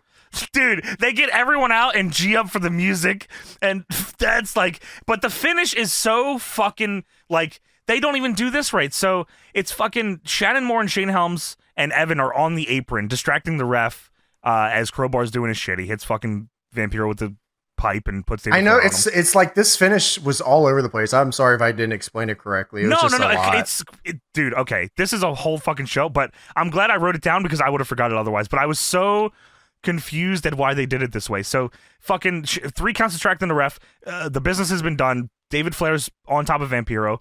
Shane Helms and Shannon Moore jump off the apron so the ref can obviously look at the pin. Evan Courageous gets in the ring as he watches his partner getting pinned, and he's like staring at the ref in shock, like, oh my god, how could you be pinning right now? And watches the very legal pin take place and loses. What the fuck? Why is there no agenting on any of this fucking show, man? Yeah, I mean, just anybody that watches the show or cares ought to be cool care too. A little. Yeah, care a little. And as you said, yeah, they get everyone out of the ring. They tell them that their music. The music, of course, gets fucked up. So they're standing there forever. Music finally gets on. They put the circles back in too, which is funny. I thought that was fucking awesome. Yeah, they all put the circles back in there. Tony Schiavone says, don't play their music. And then Crowbar and David Flair get in behind him. David Flair starts dancing crazy style before they attack him with crowbar and pipe. Somehow this is not the end of this segment because now Daphne is on top of David Flair and they're making out. And Schiavone on commentary says, what do we have in the ring here? And I'm staring at Daphne and David Flair making out. I'm like, what do you fucking not understand about what's going on here? Little did I know there is 2 men and Miss Hancock in suits standing in the ring. And I'm like, what the fuck why is there more? Why is there more? I mean, this shit's crazy. So, yeah, Flair and Daphne are kissing. Standards and Practices are now here with Miss Hancock. Standards and Practices. Is that their name? Standard? That's Standard and this is Practices? yes. This is S&P. Right? This is Standards and Practices. I think this is Lenny and Lodi, right? It is. Maybe you're right. Yeah, I think you're right. I think it's Lenny and Lodi. Okay. And they're here to do Cyrus the Virus's gimmick or right to censor or whatever you want it to be. Like he's just Cyrus is a good shout too, though. Yeah, just whatever. Just fucking we'll do it really quick and then you guys can kick our ass. They do it so quick. Like, I was like, oh, they're going to establish this as like a group here. And they say, your behavior will not be tolerated. And if such outlandish behavior continues, you will be removed permanently from our TV show. So Crowbar and David Flair then attack them with a pipe and a crowbar. And then that's the end of the segment. And then we go backstage and the NWO are hanging out with the most fucked up audio of all time. Dude, okay, so the NWO trio is talking about Scott Hall in the back, but the audio is so fucked up. And it says here at the bottom, they play a lower third. And this must have been when they very early WWE Network, because this is like the way it looks. It does. It looks like you're right. It does look like the WWE Network graphics. And it says what it said at the beginning, like, this shit's fucked up. Sorry, don't know what to tell you. This is the best we got. Yeah, what do you want from us? So yeah, we go into Disco Inferno and Big Vito versus Chris Kanyon and Buff Bagwell. It makes me wonder how fucked up had the other matches had to have been for them to not show them at all, and the other segments, because this sounds horrible, this one. Oh, they must have been like completely fucked, I imagine. Yeah, it had to be like the most unlistenable or watchable thing ever, right? This is standards and this is practices.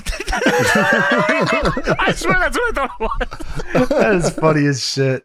NWO are just talking, they're just giving Kevin Nash shit and saying, hey, where the fuck is Scott Hall? And he says, they'll fucking be here. And Brett says, that you said that an hour ago. And Jeff tells him, this is the biggest bunch of crap, Kevin. And Kevin Nash says, well, don't yell at me.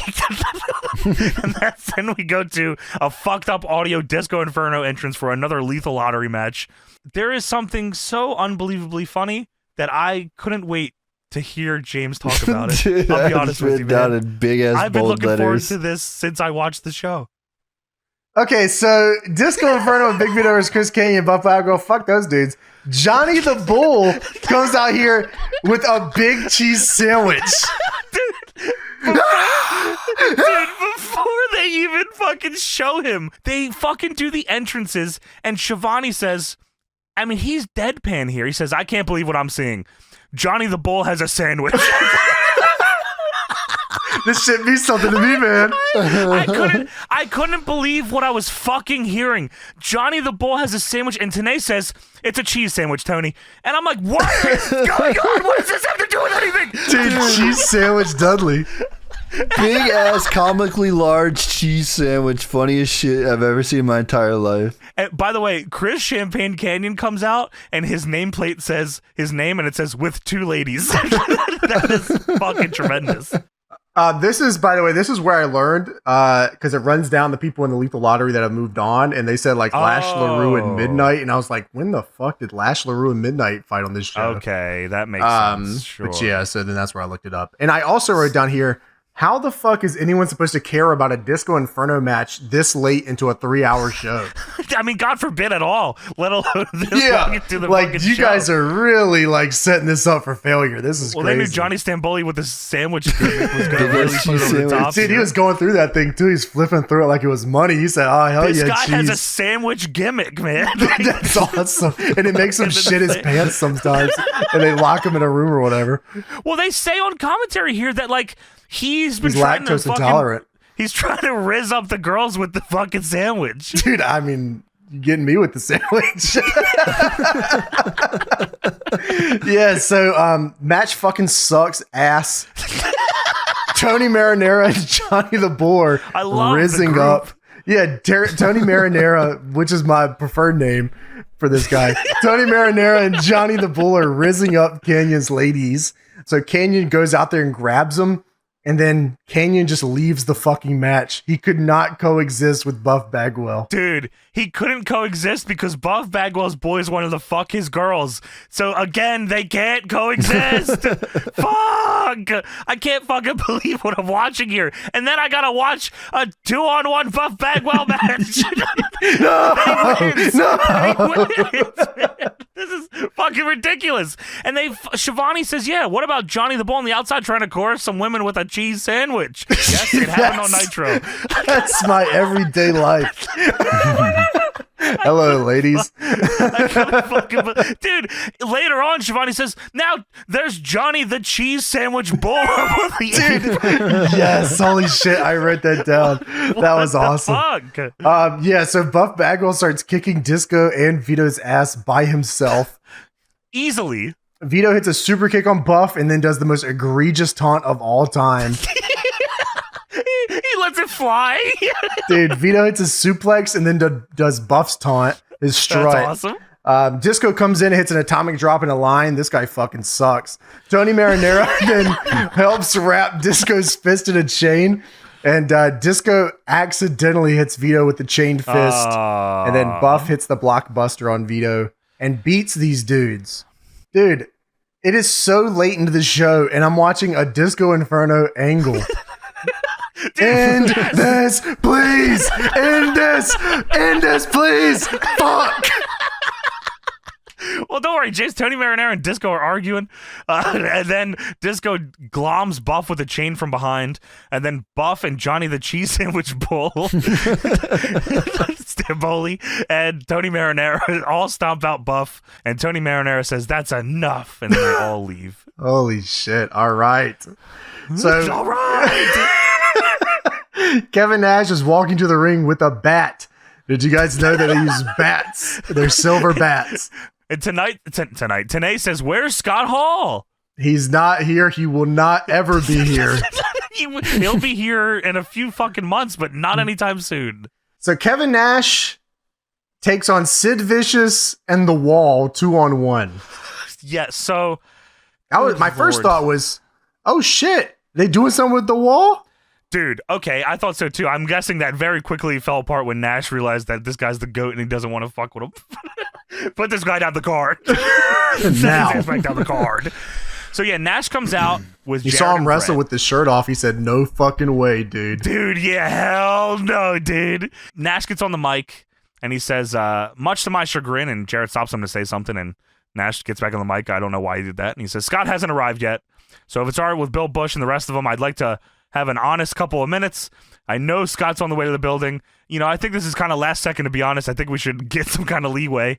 Not that I couldn't find him on my own. And then The Wall comes out, and his partner Sid. I mean, The Wall and Sid could have been a beast tag team.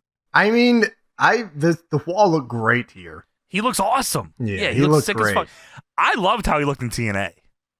Yeah, I mean, he just looked insane. Malice, yeah, right. Yeah, like Yeah, I mean, he was tattooed out. Yeah, he just looked nuts. So Nash is sitting on the commentary table and he's saying that he can't start the match yet because he has a gas bubble. And then, Dude, how many times have we heard Kevin Nash say he has a gas bubble? he's got a shit. That shit is so funny. This dude's always got a shit. The Wall takes off his shirt and throws it at Nash, which leads to Nash getting in the ring and tearing his shirt off Hogan style. And then I couldn't believe we were watching this dude wrestle with the shirt off. I was like, oh my God. I don't know if he does it again until TNA. I could be wrong. He was I got the main event tonight on Nitro. I'm fucking taking the shirt off. I mean, the Misfits in action, he wears a tank top, so like I don't know if he wears or the fucking TNA. jacket with no or the shirt with no sleeves. Oh yeah, that's right. So Nash throws his shirt at Wall and rushes at him. Bret Hart and Jarrett are attacking the Wall any chance they get here. At one point, Jarrett threw the headset down on commentary that he was talking into for a second and fucks the sound up some more. Nice of him. Dude, this match, by the way, is all over the fucking place. Like, Yes. I understand we are in a shade of gray and we're not like heels and faces or whatever, but like, the NWO has been fucking with this show and these guys all the time. Like, why is Nash in peril here? Why? And also, why does no one else care? Like, Nash is selling like a baby face. Like, dude, that's get true. up. He's fighting up on the wall. Yeah, get up now. You have to let Sid get this fucking work on you now. Yeah, So, man.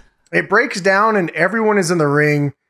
Sid is attacking Jarrett as the Wall gets Bret Hart.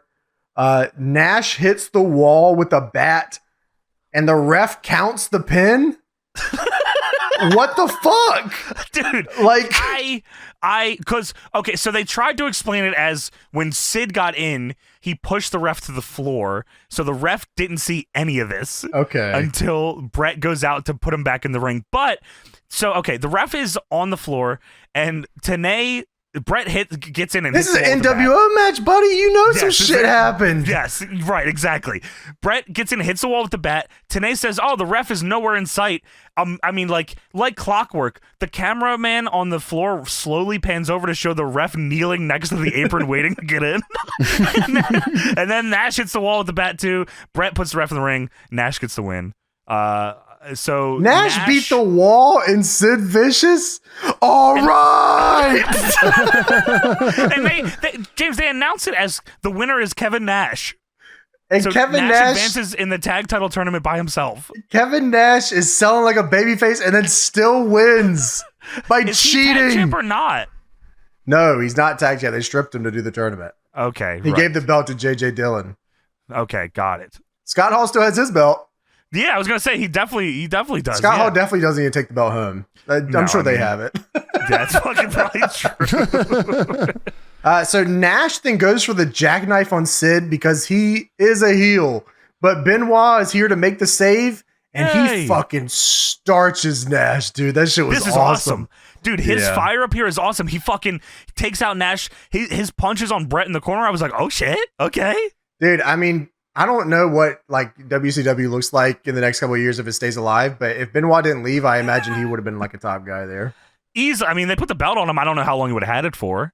But Sure. But yeah, I mean, like he just gets so much better, I feel like. Yes. So Scott Steiner comes down here with the back brace and the cane and the pipe, He's gonna make the protractor save. and He's got the bat. slacks. He's got the bat, of course. Yes, of course, the bat. And so Sid choke slams Jarrett, and he goes to power bomb him. Scott's in the ring with him. He's trying to hold him back, and then Scott hits Sid in the back. No, Come on, bro. No. Scott Steiner swerves and joins the NWO. Dude, he couldn't even coexist with Sid for 2 seconds. No one come can on. exist on this show. He fucking takes off his back brace. He's beating Benoit with the bat. Then he pulls his shirt off and he has a goddamn NWO shirt on. God, Oh, man. son of a bitch. Oh, Dude. what the hell? This is not the same because it's silver. Well, it's NWO 2000. Yeah, the band is back together. Is that What us? band? Shivani's yelling. He says, "It's the biggest con of them all." And Bobby Heenan's saying, "Scam, scam." So He's fans trying are to get back in. fans are throwing shit in the ring. Then paper starts falling from the roof. They said it was pamphlets. Yeah, commentary says there's pamphlets falling from the roof. Oh, okay. What? How you know? This must be a thing they do, but I Yeah, don't they remember. did. They did the NWO thing. They used to do it with NWO back in the day, where they dropped the NWO logos on paper from the ceiling. Like what was in the pamphlet? Like- Like it was a NWO No, it's propaganda. just like It- yeah, like you open join it the up and it NWO says- kind of thing. You open it up and it says, "Do something with your life, you little bitch." Get worked, Ms. Ark. The band is back together. Okay, yeah, they would just drop pictures and shit. Okay, I see. I was Yeah, trying to it's find just one paper and specifically, stuff. Yeah, they did it when they took over the Nitro or whatever. They did that. Oh, sure. Yeah, so that shit's raining down from the fucking ceiling. The big NWO banner drops too. It's just hanging over the thing. And Shivani on commentary says, he says, I thought Steiner had a bad back. I thought his career was over, but it's just starting. And the NWO has a new member. And what's his first name? And I said, oh my God. And Tenay says, oh, Nash said all along. He said Scott would be here. Fuck you. Fuck you, man. Oh, Fuck you now. dude. Yeah, that's fucking crazy. Wow. Scott was here. It was Scott Steiner. Scott was here. More So- Scots are Oh, coming. shit. Jeff Jarrett, yeah, how many Scots you got? How many Scots do they got, brother? Who paid you, dude? So Jarrett brings the car in. He was able How to the do hell did this he get there because so it's fast? like right there to the right. It's Oh, yeah. like behind that curtain. So Jarrett brought the car back. An Astrodome inside running. Yeah, he brought it back and they Sid throw left the Sid. keys in it. Yeah, I mean, what else could he do? Because Sid drove it out earlier. He drove it back and left it on again. Does this guy not learn? So they throw Sid into the car, and Nash sits on top of the car and waves like Batista quitting the WWE as he drives away. Dude, that is the funniest shit ever. He's hanging onto the hood and he's sitting on top of it. So He's fucking gyrating. funny. Yeah, like the boys get into the car, so Brett gets in the back seat. Jeff is driving. Sid is in the front seat. For some reason, they didn't think to lay his big ass in the back, but that's fine. Scott Steiner is trying to get into the car. He's opening the door repeatedly, but it's locked for like a minute straight until Brett realizes and it unlocks it. So the car gets driven to the back. Nash is gyrating on the fucking thing, and now we're in the back. This is where you realize how close this is to the fucking ring. Dude, it's so close. Monster truck right on the other side of the pipe and drape. Everything is right over there. Yeah, it's right there. And now fucking Scott Steiner is smashing out the windows of the car with the bat. I don't know if that was completely necessary. Not Goldberg style. He just wanted to do something. Yeah, I just want to fuck something up. Hey, Goldberg, this is how you do it. Hey, dumbass, watch this with the bat. So Brett full sprints away. Goldberg! Brett full sprints away, and Sid tries to get out of the car, and they start kicking his ass and stuff him back into the car. And now the NWO monster truck is finally here. We finally get the payoff after 3 hours. Sid is sitting in the passenger seat of his own car that has his face drawn on the front of it. And Bret Hart is driving an NWO monster truck, and he drives it up, and he runs the car over, and he kills Sid Vicious. He kills Sid Vicious. Dude, that on shit Nitro. was crazy. Dude, so Bret Hart runs over and, oh, okay, he can drive this? All right, so he gets in, he's driving it, and then kills Sid Vicious as Bobby Heenan screams, Happy New Year! Holy fuck! The show ends not with any somberness, not with quiet, not with, oh my god. It ends with Bobby Heenan exclaiming, Happy New Year! Happy New Year! See you next year, everybody! Sid just got ran over by a monster truck. Yeah, What I the mean, he's fuck? dead. By all account, he's dead here. Yeah, man. And he couldn't coexist with Scott Steiner. Dude, unbelievable. Oh, that incredible. was bar none the longest show I've ever seen in my life. Dude. It was, and it should have been longer, James. Dude, it should have been longer. Oh, You're wow. right. Yeah, that was so long. I That was want to crazy. just give you guys the heads up here about how this tournament plays out, if you're curious, because I hope we never talk about this again. Nash teams with Steiner in the second round, and they beat PG-13. The Harris boys beat Mike Rotunda and Buzzkill. Buff Bagwell and Canyon beat Asia and Norman Smiley. Midnight and Lash LaRue lose to David Flair and Crowbar. Nash and Scott Steiner beat the Harris boys. Buff Bagwell is now teaming with Vampiro, and they lose to David Flair and Crowbar. And then David Flair and Crowbar beat Scott Steiner and Kevin Nash. Holy fucking shit. Oh, really? Wow. Wow. Yeah. I So can't there was like imagine that a was whole clean. other episode of this where it was all tag team matches again. Yes, that's correct. Wow. This show is complete brain rot. I mean, yeah.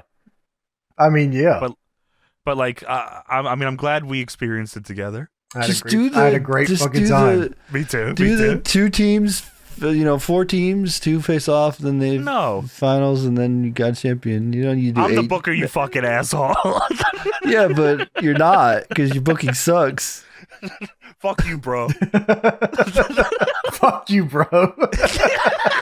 Shut up, you're fired. Your marks. Yeah, fucking Mox. That is it for WCW Monday Nitro, December 27th, 1999, and that is shockingly it for our did show. it, yeah. Thank you for joining us, everybody. Make sure What to an check us evil out new year that on was. Patreon, patreon.com/DeadlockPW, the best wrestling Patreon going today, or the best Patreon ever. We got so much the shit on world. there.